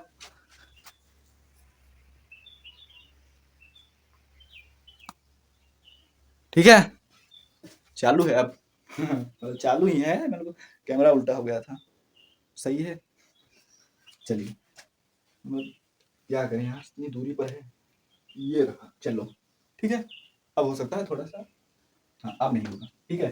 तो इधर E1 मान लेते हैं हम, किधर भी E1 E2 मान सकते हैं, ठीक है। E1 E2 हम किधर भी मान सकते हैं, ठीक है। लेकिन हाँ, घटाने का प्रोसेस जो होगा, हाँ जैसे कि जब हमने वहां पर किया था, अगर E1 E2 उल्टा मान लेते हैं तो यहाँ पर तो क्या करेंगे, E1 से E2 घटाएंगे, ठीक है। वहां पर हमने तो इसी तरह से करेंगे, ठीक है। चलिए, तो मतलब कि हम ज्यादा बोलने जा रहे थे, लेकिन बोलेंगे तो ऊपर से जाएगा, इसीलिए कुछ नहीं करना है, मिला दिया। मिलाने के बाद चलो, कुछ नहीं करना है आपको, E1 इधर लिख दो, ठीक है, कुछ मत करो। E1 cos थीटा इधर लिख दो, और E2 cos थीटा इधर लिख दो, ये वाला E2 cos थीटा इधर लिख दो, ठीक है, लिख दिया। अब यहाँ पर क्या करना है, इसी वाले बिंदु पर तो हमें वैद्युत क्षेत्र की तीव्रता ज्ञात करनी है, यहाँ पर, ठीक है, यही पर तो हमें ज्ञात करना है वैद्युत क्षेत्र की तीव्रता। अब हम क्या करेंगे, ये वाली दूरी पहले निकाल ले, ये वाली दूरी, क्योंकि जब हम वैद्युत क्षेत्र की तीव्रता निकालेंगे तो हमें दूरी काम आने वाली है ना। चलो अभी हम, हाँ ठीक है, चलो दिखा देते हैं हम वहां पर क्या काम आएगी। चलो अब निकालना शुरू करते हैं वैद्युत क्षेत्र की तीव्रता। तो हम निकालेंगे पहले, क्या करते थे पहले, ये इसके कारण, फिर इसके कारण, और फिर दोनों को निकाल कर जोड़ देंगे। जोड़ किस लिए देंगे, क्यों जोड़ देंगे, क्योंकि जो इनका देखिए दिशा है वो देखिए एक तरफ है, ठीक है, दिशा जो है एक तरफ है, इसलिए हमको जोड़ देंगे, ठीक है। वहां पर हमने घटाया था, अच्छी स्थिति में हमने क्या किया था, घटाया था, और इसमें निरक्षीय स्थिति में क्या करेंगे, इसको हम जोड़ देंगे, ठीक है। E1 cos थीटा और E2 cos थीटा को हम जोड़ देंगे, तो हमारा जो है कुल परिणामी जो वैद्युत क्षेत्र की तीव्रता है, ये निकलकर हमारा आ जाएगा, ठीक है। तो चलिए, सबसे पहले हम माइनस क्यू के कारण निकालेंगे, उसके बाद हम प्लस क्यू के कारण निकालेंगे, और दोनों को क्या करेंगे, दोनों को हम जोड़ देंगे, ठीक है। चलिए, तो सबसे पहले हम निकालेंगे माइनस क्यू के कारण, ठीक है। सबसे पहले हम निकालेंगे किसके कारण, माइनस क्यू के कारण, यानी ऋणावेश के कारण विद्युत क्षेत्र की तीव्रता, ऋणावेश के कारण विद्युत क्षेत्र की तीव्रता, ठीक है। अब ऋणावेश के कारण जब विद्युत क्षेत्र की तीव्रता निकालेंगे, तो ऋणावेश के कारण कौन सा होगा, E1 वाला होगा कि E2 वाला होगा। तो हमने बताया था कि विद्युत क्षेत्र की तीव्रता की दिशा प्लस से इधर की ओर होती है, माइनस की ओर, यानी अगर हमें कहीं तीर दिखे जो माइनस की ओर आ रही है, जो इधर आ रही है माइनस की ओर, वो यानी हाँ वो होगा इसके कारण, ठीक है। यानी जो दिशा होती है वो होती है धनावेश से ऋणावेश, तो कहीं भी हमें इसकी ओर कोई दिशा आती हुई दिखाई देवे तो क्षेत्र की तीव्रता की दिशा, तो समझ लेंगे कि वो ऋणावेश के कारण है। तो हमें, और अगर कोई कहीं से निकलती हुई दिखाई दे, कहीं से बाहर जाती हुई, तो हम समझ जाएंगे ऋणावेश धनावेश वाला है, ठीक है। तो यहाँ पर ये धनावेश वाला है, क्योंकि ये देखिए ये इससे निकलकर बाहर की ओर जा रहा है, ठीक है। ये देखिए, ये यही तो होता है धनावेश में, इससे बाहर निकल कर जा रहा है, और ऋणावेश में क्या होता है, इसकी ओर आ रहा है, ये ऋणावेश है, इसकी ओर आ रहा है, ये ऋणावेश है, इसकी ओर आ रहा है, ये वाला आ रहा है। यानी जो E1 cos थीटा है ये है माइनस क्यू के कारण, और E2 cos थीटा है ये है प्लस क्यू के कारण, ठीक है। इतनी बात जो है ध्यान में रखेंगे, ठीक है। दिशा के किधर होगी, प्लस से माइनस की ओर होगी, यानी जो धनावेश वाला होगा वो बाहर की ओर होगा, यानी ये वाला है, ठीक है। ऋणावेश वाला क्या है, ये ऋणावेश की ओर होगा, यानी ये वाला है, ठीक है। E1 cos theta, E2 cos theta. तो हम जब निकालेंगे माइनस क्यू के कारण विद्युत क्षेत्र की तीव्रता, तो हम लिखेंगे E1 बराबर क्या हो जाएगा, बताइए। E1 बराबर, हमें सूत्र पता है, क्या पता है, 1/4 पाई एप्सिलॉन नॉट, ठीक है। हिला तो नहीं कैमरा, ठीक, चलो, और इनटू में Q बटे, अब यहाँ पर हमें दूरी लिखनी है R², यही तो हमें लिखना है। तो दूरी तो हमें पता नहीं है, किसकी दूरी, यही वाली दूरी लिखते हैं। धन अगर ऋणावेश के कारण निकाल रहे हैं माइनस क्यू के कारण, तो माइनस क्यू से पी के बीच की दूरी, प्लस क्यू के कारण निकाल रहे हैं तो प्लस क्यू से पी के बीच की दूरी, ठीक है। तो हमें दूरी तो पता ही नहीं है, तो चलिए अब हम दूरी हम निकाल लेते हैं, यही वाली दूरी हमें याद करनी है। माइनस क्यू के कारण निकाल रहे हैं तो माइनस क्यू से पी के बीच की दूरी, प्लस क्यू के कारण निकाल रहे हैं तो प्लस क्यू से पी के बीच की दूरी। तो चलिए निकाल लेते हैं। अब निकालेंगे कैसे, पाइथागोरस प्रमेय से, ठीक है। चलिए पाइथागोरस प्रमेय से हम निकालेंगे। तो पाइथागोरस प्रमेय में हमें पता है कि कर्ण का स्क्वायर बराबर लंब का स्क्वायर बराबर आधार स्क्वायर होता है, यानी ये है कर्ण, एपी क्या है, कर्ण है, एपी का क्या है, कर्ण है, एपी का स्क्वायर बराबर क्या हो जाएगा, लंब आधार, लंब का स्क्वायर, यानी इसका आर का स्क्वायर, ठीक है। ये ध्यान से देखिए त्रिभुज, इसमें त्रिभुज आपको दिखाई दे रहा होगा, ये वाला त्रिभुज, ठीक है। ये ए पी और ये ओ, ए ओ पी, ये वाला त्रिभुज, ठीक है। इसमें अगर हम पाइथागोरस प्रमेय से हम इसका कर्ण निकालें, ये वाली दूरी, तो हो जाएगा एपी का स्क्वायर बराबर ये लंब का स्क्वायर यानी आर का स्क्वायर प्लस आधार का स्क्वायर, आधार ये क्या है, एल है, इसीलिए हमने ये वाली दूरी निकाल रखी थी, ये वाला, ठीक है। ये एल है, तो एल का स्क्वायर, ठीक है, बड़ी बात है। उसके बाद जब ये स्क्वायर इधर से हटेगा तो उधर क्या हो जाएगा, बताइए, उधर क्या हो जाएगा, आर स्क्वायर हो जाएगा प्लस एल स्क्वायर, और बटे में ये लग जाएगा, ठीक है, इतना क्लियर है। चलिए, तो हमें यहाँ पर क्या लिखना होता है, दूरी, और दूरी का हमें वर्ग लिखना होता है, यानी आर स्क्वायर लिखना होता है। तो हमने यहाँ पर यही वाली दूरी जो है हमने निकाल ली है। क्या आया है हमारा, root R square plus L square हमारा निकल कर आया है। तो क्या निकल कर आया हमारा, यहाँ पर हम लिख देते हैं root R square plus L का स्क्वायर, और यही दूरी इधर भी हो जाएगी, ठीक है, क्योंकि ये दोनों त्रिभुज होंगे, क्या होंगे, ऐसा क्या बोलते हैं भैया, भुला गए, नहीं यार संभव नहीं, कुछ बोलते हैं, भुला भुला गए यार, यार छोड़ो यार, ठीक है। तो इधर भी जो इधर वाली एक दूरी होगी ये भी हो जाएगी root R square plus L square, ठीक है, सर्वांगसम, हाँ सॉरी, सर्वांगसम त्रिभुज होंगे, तो ये वाली दूरी भी इस वाली दूरी के बराबर हो जाएगी, ठीक। तो अब हमें क्या लिखना है, E1 के कारण हमने जब निकाला तो 1/4π0 इंटू क्यू बटे, और फिर क्या लिखना है, आर स्क्वायर यानी दूरी का वर्ग।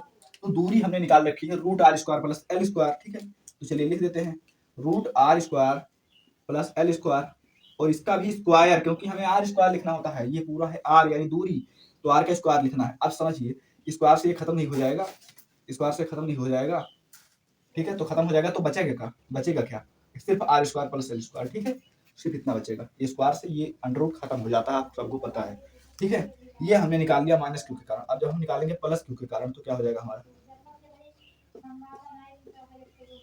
प्लस क्यू के कारण, ठीक है, वैद्युत क्षेत्र की तीव्रता, ठीक है, प्लस क्यू के कारण वैद्युत क्षेत्र की तीव्रता।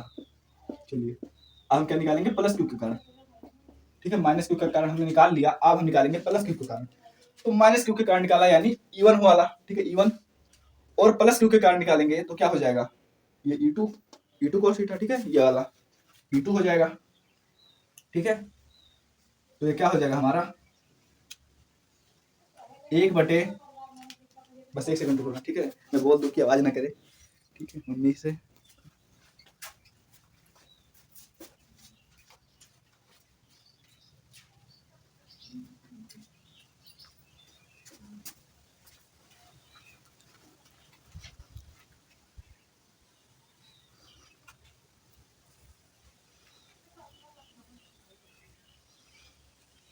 ठीक है, बोल दिया, ठीक है, अब नहीं होगा। चलिए, 1/4 पाई एप्सिलॉन नॉट लिख दिया, ठीक है, इनटू में क्यू बटे, अब इसकी दूरी लिखनी है, तो इसकी भी दूरी तो उतना ही है ना, इसकी भी दूरी तो उतना ही है, बी, और यहाँ पर देखिए प्लस क्यू से पी के बीच की दूरी ये भी तो उतनी ही है, क्योंकि हम प्लस क्यू के कारण निकाल रहे हैं, तो प्लस क्यू से पी के बीच की दूरी ये भी उतनी ही है, तो फिर उतने का वर्ग करेंगे फिर उतने ही आएगा, तो वही हम डायरेक्ट लिख देते हैं R square plus L square, ठीक है। हाँ, आप लोग सोच रहे होंगे कि हाँ बार बार देखते हैं, बार बार, मतलब हाँ, लेकिन क्या करें भाई, दिक्कत होती है भाई, जिस दिन आप यहाँ पर खड़े होंगे आपको समझ में आएगा कि हाँ परेशानियां कितनी होती है पढ़ाते समय। हाँ वैसे तो, लेकिन क्या मतलब कि मैं सोचता हूँ, मतलब मुझे कोई दिक्कत नहीं है, लेकिन हाँ हो सकता है कुछ स्टूडेंट्स को मतलब कि ऐसा लगता है कि हाँ पढ़ाने से ज्यादा तो यही करते रहते हैं वो, तो मैं उसकी बात कर रहा था भाई, तो गलत मत समझना, ठीक है। तो क्या करें भाई, हो जाता है, ठीक है। अब देखिए, मेरे पास कोई वो भी तो नहीं कंप्यूटर महोदय जो कि वहां पर देखते रहे, हाँ बच्चे पोल कर रहे हैं, पोल लगाते रहे, नहीं है भाई, तो खुद ही देखना पड़ता है, ठीक है, वरना तो हाँ हर एक के पास मतलब कंप्यूटर महोदय होते हैं वो देखते रहते हैं, ठीक है, इसलिए हमें खुद ही देखना पड़ता है। उसके बाद उनके पास क्या होता है कि हाँ बढ़िया सा कमरा होता है उन लोगों के पास, और फिर पूरा कांच से बंद, पूरा थोड़ा सा भी आवाज नहीं, और वो बैकग्राउंड म्यूजिक रिमूव करने वाले माइक भी होते हैं, मेरे पास नहीं, तो वो दिक्कत होती है, मतलब हाँ, मतलब मुझे कोई दिक्कत नहीं होती, मैं तो वैसे भी पढ़ा सकता हूँ, पर जो स्टूडेंट पढ़ते हैं उनको दिक्कत होती है, ठीक है।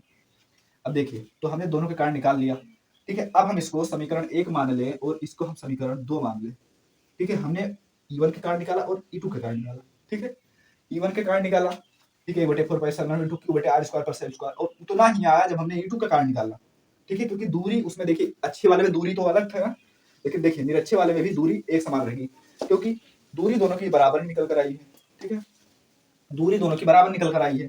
अब हम कुल वैद्युत क्षेत्र की तीव्रता जब ज्ञात करेंगे, क्या ज्ञात करेंगे, कुल वैद्युत क्षेत्र की तीव्रता, कुल ई लिख दें हम, ठीक है, कुल ई लिख दें, ठीक है, शॉर्ट में लिख देते हैं, बराबर क्या हो जाएगा, E1 प्लस E2, ठीक है, E1 प्लस E2, चलिए नहीं, हाँ, कुल वैद्युत क्षेत्र की तीव्रता कितनी हो जाएगी? E cos थीटा बराबर E1 cos theta plus E2 cos theta, ठीक है, ये हो जाएगा, ठीक है। कुल वैद्युत क्षेत्र की तीव्रता इतनी हो जाएगी। चलिए अब हम क्या करेंगे, E1 के स्थान पर ये रख देंगे, E2 के स्थान पर ये रख देंगे, ठीक है, और दोनों को क्या करेंगे, जोड़ देंगे। वहां पर हम घटाए थे और यहाँ पर क्या करेंगे, इसको जोड़ देंगे, तो हमें परिणामी वैद्युत क्षेत्र की तीव्रता जो है ज्ञात हो जाएगी, ठीक है। कुछ नहीं करना है हमें, हमने निकाल लिया है सब कुछ, बस हमें जोड़ना बाकी रह गया है, ठीक है। तो हम दिखाई दे रहा है, यहाँ तक दिखाई दे रहा है, हाँ अभी तो दिखाई दे रहा है यहाँ तक, ठीक है, यहाँ तक दिखाई दे रहा है, हाँ तो अभी तो दिखाई दे रहा है। तो चलिए अब लिख देते हैं E1 cos थीटा यानी 1/4 पाई, इसी से लिखता हूँ थोड़ा सा, 1/4 pi epsilon not into Q बटे R स्क्वायर प्लस L का स्क्वायर, ठीक है, कोस थीटा, ठीक है, ये कोस थीटा बच गया। और E2 निकालेंगे तो E2 तो हमने यहाँ पर ये निकाल रखा है, 1/4 पाई उतना ही है एप्सिलॉन नॉट इनटू Q बटे R square plus L square, ठीक है, ये निकाल लिया हमने। चलिए अब क्या करेंगे, क्या किए थे उसमें, और वही चीज हम यहाँ भी करेंगे, ठीक है, उसमें क्या किए थे वही चीज हम यहाँ भी करेंगे, वही चीज हम यहाँ भी करेंगे। मतलब सोच रहे हैं कहाँ पर करें, कोई जगह बाकी नहीं रह गई है, ठीक है। चलिए एडजस्ट कीजिएगा, क्योंकि अगले पेज पर जाएंगे तो आपको समझ में नहीं आएगा, ठीक है, एक सेकंड, अगले पेज पर जाएंगे तो समझ में नहीं आएगा, इसीलिए इसी पर ही थोड़ा सा एडजस्ट करेंगे, और ठीक है थोड़ा सा एडजस्ट करेंगे, दूरी वाला मिटा देते हैं, उसके बाद में ये थोड़ा सा, ठीक है, वैद्युत क्षेत्र की तीव्रता को हमने शॉर्टकट में लिख दिया, ये ठीक है वैद्युत क्षेत्र, आप समझ जाएंगे, ठीक है। चलिए और अब हम यहीं पर अपना काम पूरा कर लेते हैं, थोड़ा सा बाकी है, हमने निकाल लिया है, बस जोड़ना बाकी रह गया है। चलिए ठीक है, हो जाएगा हमारा काम इतने में तो, ठीक है। तो हमने E1 के स्थान पर इतना लिख दिया, E2 के स्थान पर इतना लिख दिया, और कोस थीटा ये बाकी रह गया था, ठीक है। चलिए अब हम क्या करें, दोनों में हम तुम्हें कुछ तो कॉमन दिख रहा है, कुछ कॉमन दिख रहा होगा आपको, ये देखिए इतना कॉमन दिख रहा है, इतना हमें कॉमन दिख रहा है, ठीक है। कॉमन वैसे ये भी दिख रहा है, तो ये भी कॉमन ही है, लेकिन हम इसको अंदर ही रखेंगे, अंदर क्यों अभी बताएंगे, ठीक है। तो हम क्या लिखेंगे, E बराबर, ठीक है, क्या लिखेंगे, इसको कॉमन ले लेंगे, 1/4 पाई एप्सिलॉन नॉट, ठीक है, इंटू Q बटे R स्क्वायर प्लस L का स्क्वायर, ये हो गया हमारा कॉमन। अंदर क्या बचा, अंदर बचा cos theta plus cos theta, यानी हम इसको क्या लिख सकते हैं, देखिए यहाँ कोस थीटा बचा, यहाँ भी कोस थीटा, हमें हम इसको दोनों को मिलाकर क्या लिख सकते हैं, 2 कोस थीटा, ठीक है, ये हमने लिख दिया। चलिए क्या दिक्कत, कोई इतने में कोई दिक्कत होगी? अब चलिए देखिए, अब हमें कुछ नहीं करना है, अगले स्टेप में हमें कुछ नहीं करना है, सिर्फ हमें कोस थीटा का मान रखना है, ठीक है, कोस थीटा का हमें मान रखना है, बाकी सब वैसे ही लिख देंगे, ठीक है, बाकी सब वैसे ही लिख देंगे, 1/4 पाई इंटू Q बटे R स्क्वायर प्लस L का स्क्वायर, ठीक है। चलिए उसके बाद में हमने क्या किया, इंटू 2 गुणे कोस थीटा। अब कोस थीटा हम यहाँ पर कैसे निकालेंगे, कोस थीटा बराबर हमें पता है क्या होता है, बताइए कोस थीटा बराबर क्या होता है, आधार बटे कर्ण, आधार बटे कर्ण तो होता है, आधार क्या है हमारा, L है, कर्ण कितना है, कर्ण root R square plus L square, root R square plus L square, यही तो है, इतना ही तो है, सही चल रहा है, चलिए इतना ही तो है। तो ये हमारा कोस थीटा निकल कर आ गया, ठीक है। चलिए कैसे निकल कर आया, हमने बताया आधार बटे कर्ण करेंगे, आधार ये है, कर्ण ये है, इतना आ गया। तो हम इसके स्थान पर, कोस थीटा के स्थान पर ये लिखते L बटे रूट R स्क्वायर प्लस, अब देखिए इस सभी को पता है कि अगर कोई रूट में है उसको हम वर्ग में लिखना चाहे, root R square plus L square को, तो हम उसका 1/2 लिखते हैं कि नहीं भाई लोग, लिखते हैं कि नहीं, इसको हम रूट R स्क्वायर बटे L स्क्वायर को हम root R square plus L square की पावर 1/2 लिखते हैं, ठीक है। तो हम ये ना लिख करके हम R square plus L square into की पावर 1/2 लिखेंगे, ठीक है, यही लिखेंगे हम कि L बटे रूट में हटा देंगे, ठीक है, R square plus L square की पावर 1/2, ऐसा हम लिख सकते हैं, ठीक है, सभी को पता है, ऐसा आप कर सकते हैं।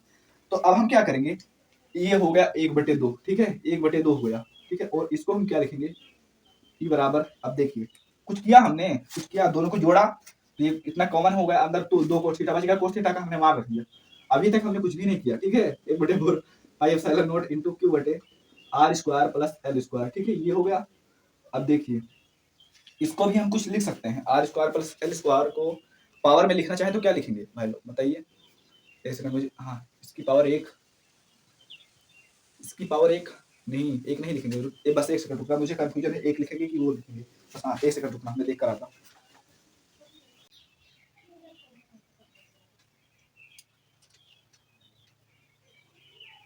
हाँ भाई एक ही लिखेंगे भाई, तो मुझे पता नहीं क्यों कंफ्यूज हो जाता हूँ, कभी कभी हो सकता है कि गलत ना हो जाए, इसकी वजह से जब बच्चे मेरे ऊपर गुस्सा हो जाए तो हम देख लेते हैं कभी, ठीक है। हाँ लेकिन मुझे पता था यार एक ही होगा, मैंने बोल कर गए थे कि नहीं कि हाँ एक होगा। चलिए अब हम क्या करेंगे, तो इसको हम इसकी पावर एक लिख देंगे, ठीक है। ये हम सोचे किसी और रूप में परिवर्तित करना हो, ठीक है, हमें किसी और रूप में परिवर्तित नहीं करना है। इसका हमने वर्ग किया है, मतलब इसको घात के रूप में लिखा है, तो इसको भी हम घात के रूप में लिख रहे हैं, ताकि जो ये वाला है और ये वाला इसको हम इकट्ठा कर सकें, ठीक है। तो इसमें इधर कितना बच गया, 2l बटे में R square plus L square और इसका पावर 1/2, ठीक है, ये बचा। अब देखिए इधर मैं रेड से लिख रहा हूँ ताकि आपको अच्छा से दिखाई दे, ठीक है, 1/4 पाई एप्सिलॉन नॉट, ठीक है, इनटू, अब देखिए क्यू को उधर भेज देते हैं, इसको हम यहाँ भेज देते हैं, ठीक है, 2l क्यू, और इसको भी यहाँ भेज देते हैं, तो ये क्या हो जाएगा, जब आधार समान हो तो घातें क्या करते हैं, आधार समान होने पर घातें जुड़ जाती हैं, ठीक है।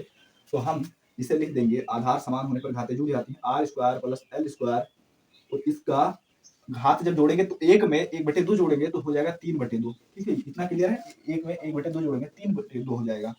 अब देखिए यहाँ पर हम क्या करेंगे, जो एल है, एल तो नगण्य हो जाएगा, ठीक है, यहाँ भी नगण्य हो जाएगा, नहीं गिनेंगे, बहुत छोटी दूरी है, तो एल समझिए खत्म है, कुछ भी नहीं है, काट दो, ठीक है। अब क्या करेंगे, 2 से 2 ही काट दीजिए, ठीक है, 2 से 2 काट दीजिए, ठीक है, बचा क्या, आर क्यूब, ठीक है, आर क्यूब। तो ये इधर क्या बचा, इधर बचा 1/4 पाई एप्सिलॉन नॉट, और इधर कितना बचा, 2l को क्या लिख सकते हैं, p, और नीचे क्या बचा, आर क्यूब, ई बराबर इतना निकल कर आ गया। अच्छे से बना दे हम इसको, ये देखिए निरक्षीय स्थिति के कारण वैद्युत क्षेत्र की तीव्रता का व्यंजक, ठीक है, निकल कर आ गया, ठीक है, दिखाई दे रहा है, नोट कर लीजिए, दिखाई दे रहा है तो चलिए, ठीक है, एक ही स्लाइड में हमने बता दिया हाँ पूरा। चलिए तो हमने क्या किया, एक बार फिर से बता दे रहे हैं, निरक्षीय स्थिति और वैद्युत क्षेत्र की तीव्रता का जब व्यंजक निकाला तो हमने क्या लिखा कि हाँ एक द्विध्रुव मान लिया, हाँ मानने में क्या जाता है, द्विध्रुव के कारण ही तो पूछा है, द्विध्रुव बना लिया। अब यहाँ पर द्विध्रुव कैसे बनाते हैं, -q + q को 12 दूरी पर रख देते हैं, ठीक है, क्लियर। उसके बाद में हमने मध्य बिंदु O मान लिया, O से P पर यहाँ पर हमें क्षेत्र की तीव्रता ज्ञात करनी है बिंदु P पर। तो हमने क्या किया, पहले हमने -q के कारण निकाला, उसके बाद हमने +q के कारण निकाला, और फिर दोनों को जोड़ दिया। जोड़ने पर यहाँ पर देखा ये कॉमन आ रहा है, कॉमन कर ले लिया, अंदर 2 cos थीटा बाहर बच गया, cos थीटा के स्थान पर हमने मान निकाल लिया, आधार बटे कट से, आधार ये कट ये, तो ये हमने रख दिया। उसके बाद में अब देखिए इसको हम इधर मतलब इन दो, इसको हमने इससे गुणा कर दिया तो 2l हो गया, और नीचे वाला गुणा किया तो ये आधार समान होने पर घातें जुड़ जाती हैं, सभी को पता है, आधार समान होने पर घातें जुड़ गई, 1 + 1/2 यानी 3/2 हो गया, और l का मान हमने नगण्य ले लिया, यानी नहीं गिना, l खत्म हो गया। जो आर स्क्वायर है, आर स्क्वायर से स्क्वायर ये वाला खत्म हो गया, बचा क्या, क्यूब। तो 1/4 pi epsilon naught into 2l को हमने लिख दिया p, क्योंकि हमें सूत्र पता है 12q बराबर p होता है, यानी विद्युत द्विध्रुवाघूर्ण, और ये r क्यूब, ठीक है, हमने वैसे लिख दिया, निकल कर हमारा सूत्र आ गया, ठीक है, और ये खत्म हो जाएगा, ठीक है, सूत्र निकल कर आ गया। चलिए if you want you can take a screenshot, चलिए ठीक है, नोट कर लीजिए इसे। ठीक है, क्लास 10th वाले कोई है भैया तो ज्ञान दे तो गुरुजी जिंदाबाद है, कि टेंशन काहे लेते हो, कोई दिक्कत है तो हाँ मतलब हाँ कमेंट करो यार, उसका सोल्यूशन मिलेगा, है ना। हाँ क्लास, और क्लास 12th वालों के लिए तो मतलब स्पेशली मैंने क्लास 12th वालों के लिए नहीं बनाया था, क्योंकि क्लास 10th वालों के तो ऑलरेडी हाँ सीएम सर हैं, तो कोई उसके वो नहीं है, क्लास 12th वालों के लिए अपने भाई लोग के लिए बनाया था, ठीक है। चलिए बिठा दें देख सकते हैं शर्ट में लग गया बहुत सारा मार्कर, ये देखिए चलो जाने दे यार, क्या जाता है, कौन सा हमें पसंद करने जाना है। चलिए नोट कर लिए, चले आगे, चलिए मिटा देते हैं इसको। हाँ भाई उधर वो सामान वान रखा है तो उसको देखते हैं, ठीक है, देखिए वो वहाँ पर मार्कर वार्कर रखते हैं ना, तो उसको हम देखते हैं।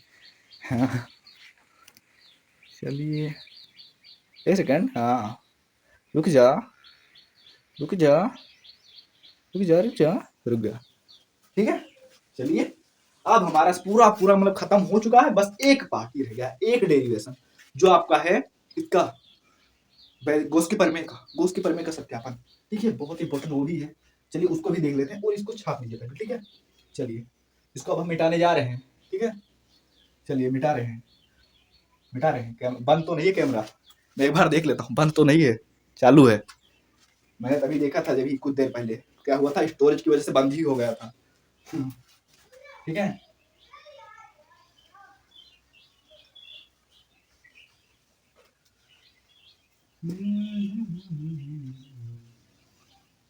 तुनक तुनक तुन तुन्ना।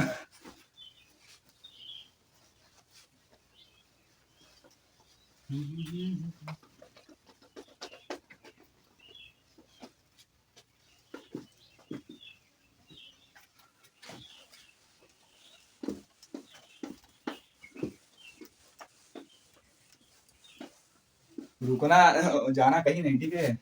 जाना कहीं नहीं, मत रुके रहना, ठीक है। हाँ, क्लास 10 वाले जाएं, 300 से पढ़ें, और कोई दिक्कत हो तो कमेंट करें।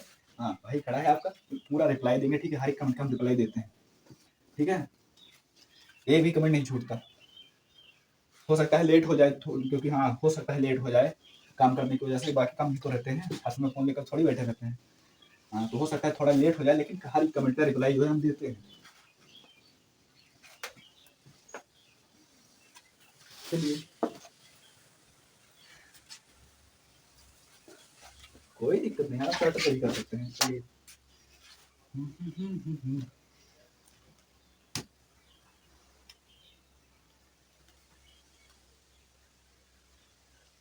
एक सेकंड, इंक डालना है इसमें।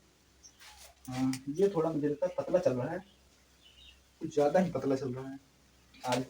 पर हाँ इससे राइटिंग भी अच्छी बन रही है, इससे मैंने देखा, इससे राइटिंग भी अच्छी बन रही है। ये गिला है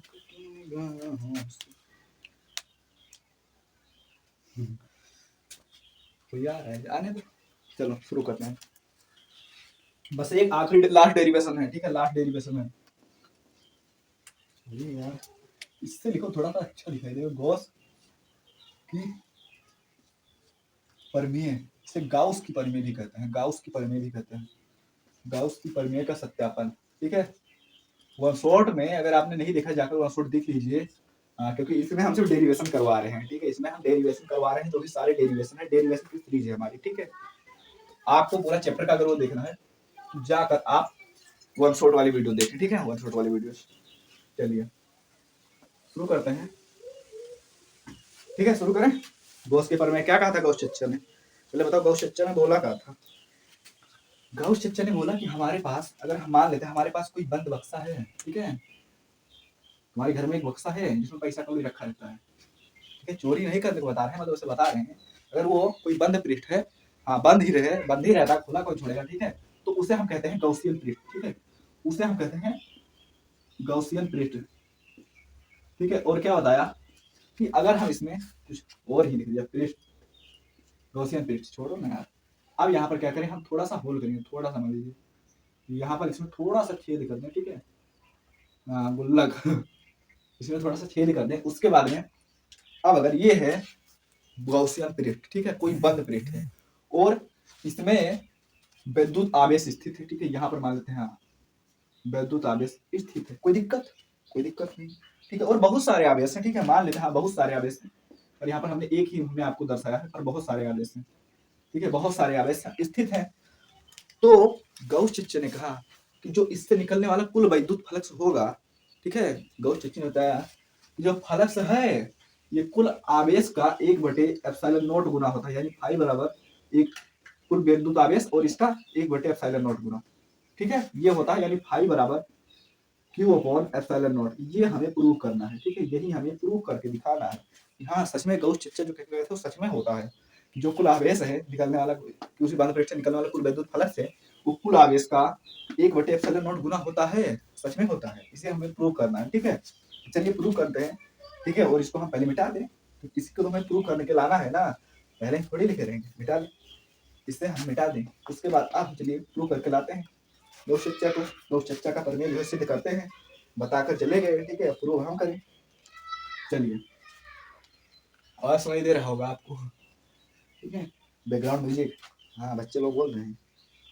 ठीक है, तो बताया कि अगर यहाँ पर, ठीक है, यहाँ पर इससे अगर कोई विद्युत फलक से गुजारे हैं, ठीक है, इससे मान लीजिए खूब विद्युत फलक से गुजारे हैं यहाँ से हम, ठीक है, अच्छे से नहीं बना रहे हैं, बिगड़ जाएगा, ठीक है, खूब गुजारे, तो जो कुल मिटा दिए हम तो उसी पर हाथ रखकर बताने वाले थे, कुल आवेश का 1/ε0 गुना होगा, ठीक है, ये बताया उन्होंने।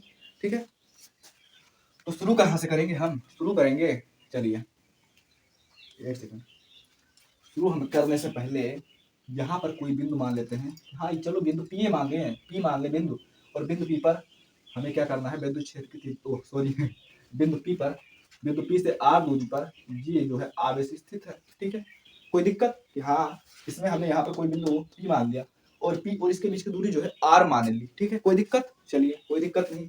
और अब हम क्या करें कि इसको थोड़ा सा मिला दें, ये वाला मिला दें, कहाँ जा रहा है, अलग ही जा रहा है, इसको मिला दें तो इनके बीच जो कोण बनेगा, ठीक है, इनके बीच थीटा एंगल बनेगा, थीटा नहीं बनेगा, ठीक है, थीटा नहीं बनेगा, वहां पर आपने क्या पढ़े थे, थीटा बनता है, लेकिन यहाँ पर डी ओमेगा बनेगा, इनके बीच जो कोण बनेगा डी ओमेगा। अब ये क्या होता है हम आपको बताएंगे, ठीक है। और जो क्षेत्रफल सदिश होगा वो इस तरह होगा, क्षेत्रफल सदिश ये होगा, एरिया वेक्टर यानी, और विद्युत क्षेत्र की तीव्रता जो होगी इस तरफ इधर यानी बाहर की ओर होगी, ये हो गई विद्युत क्षेत्र की तीव्रता। क्या इतनी बात क्लियर है, बताओ क्या इतनी बात क्लियर है, अच्छे से दिखाई दे रहा है, मैं देख लेता हूँ एक बार, नहीं यार नहीं दिखाई दे रहा था, अच्छा हुआ कि मैंने देख लिया, ठीक है, एक सेकंड रुकना।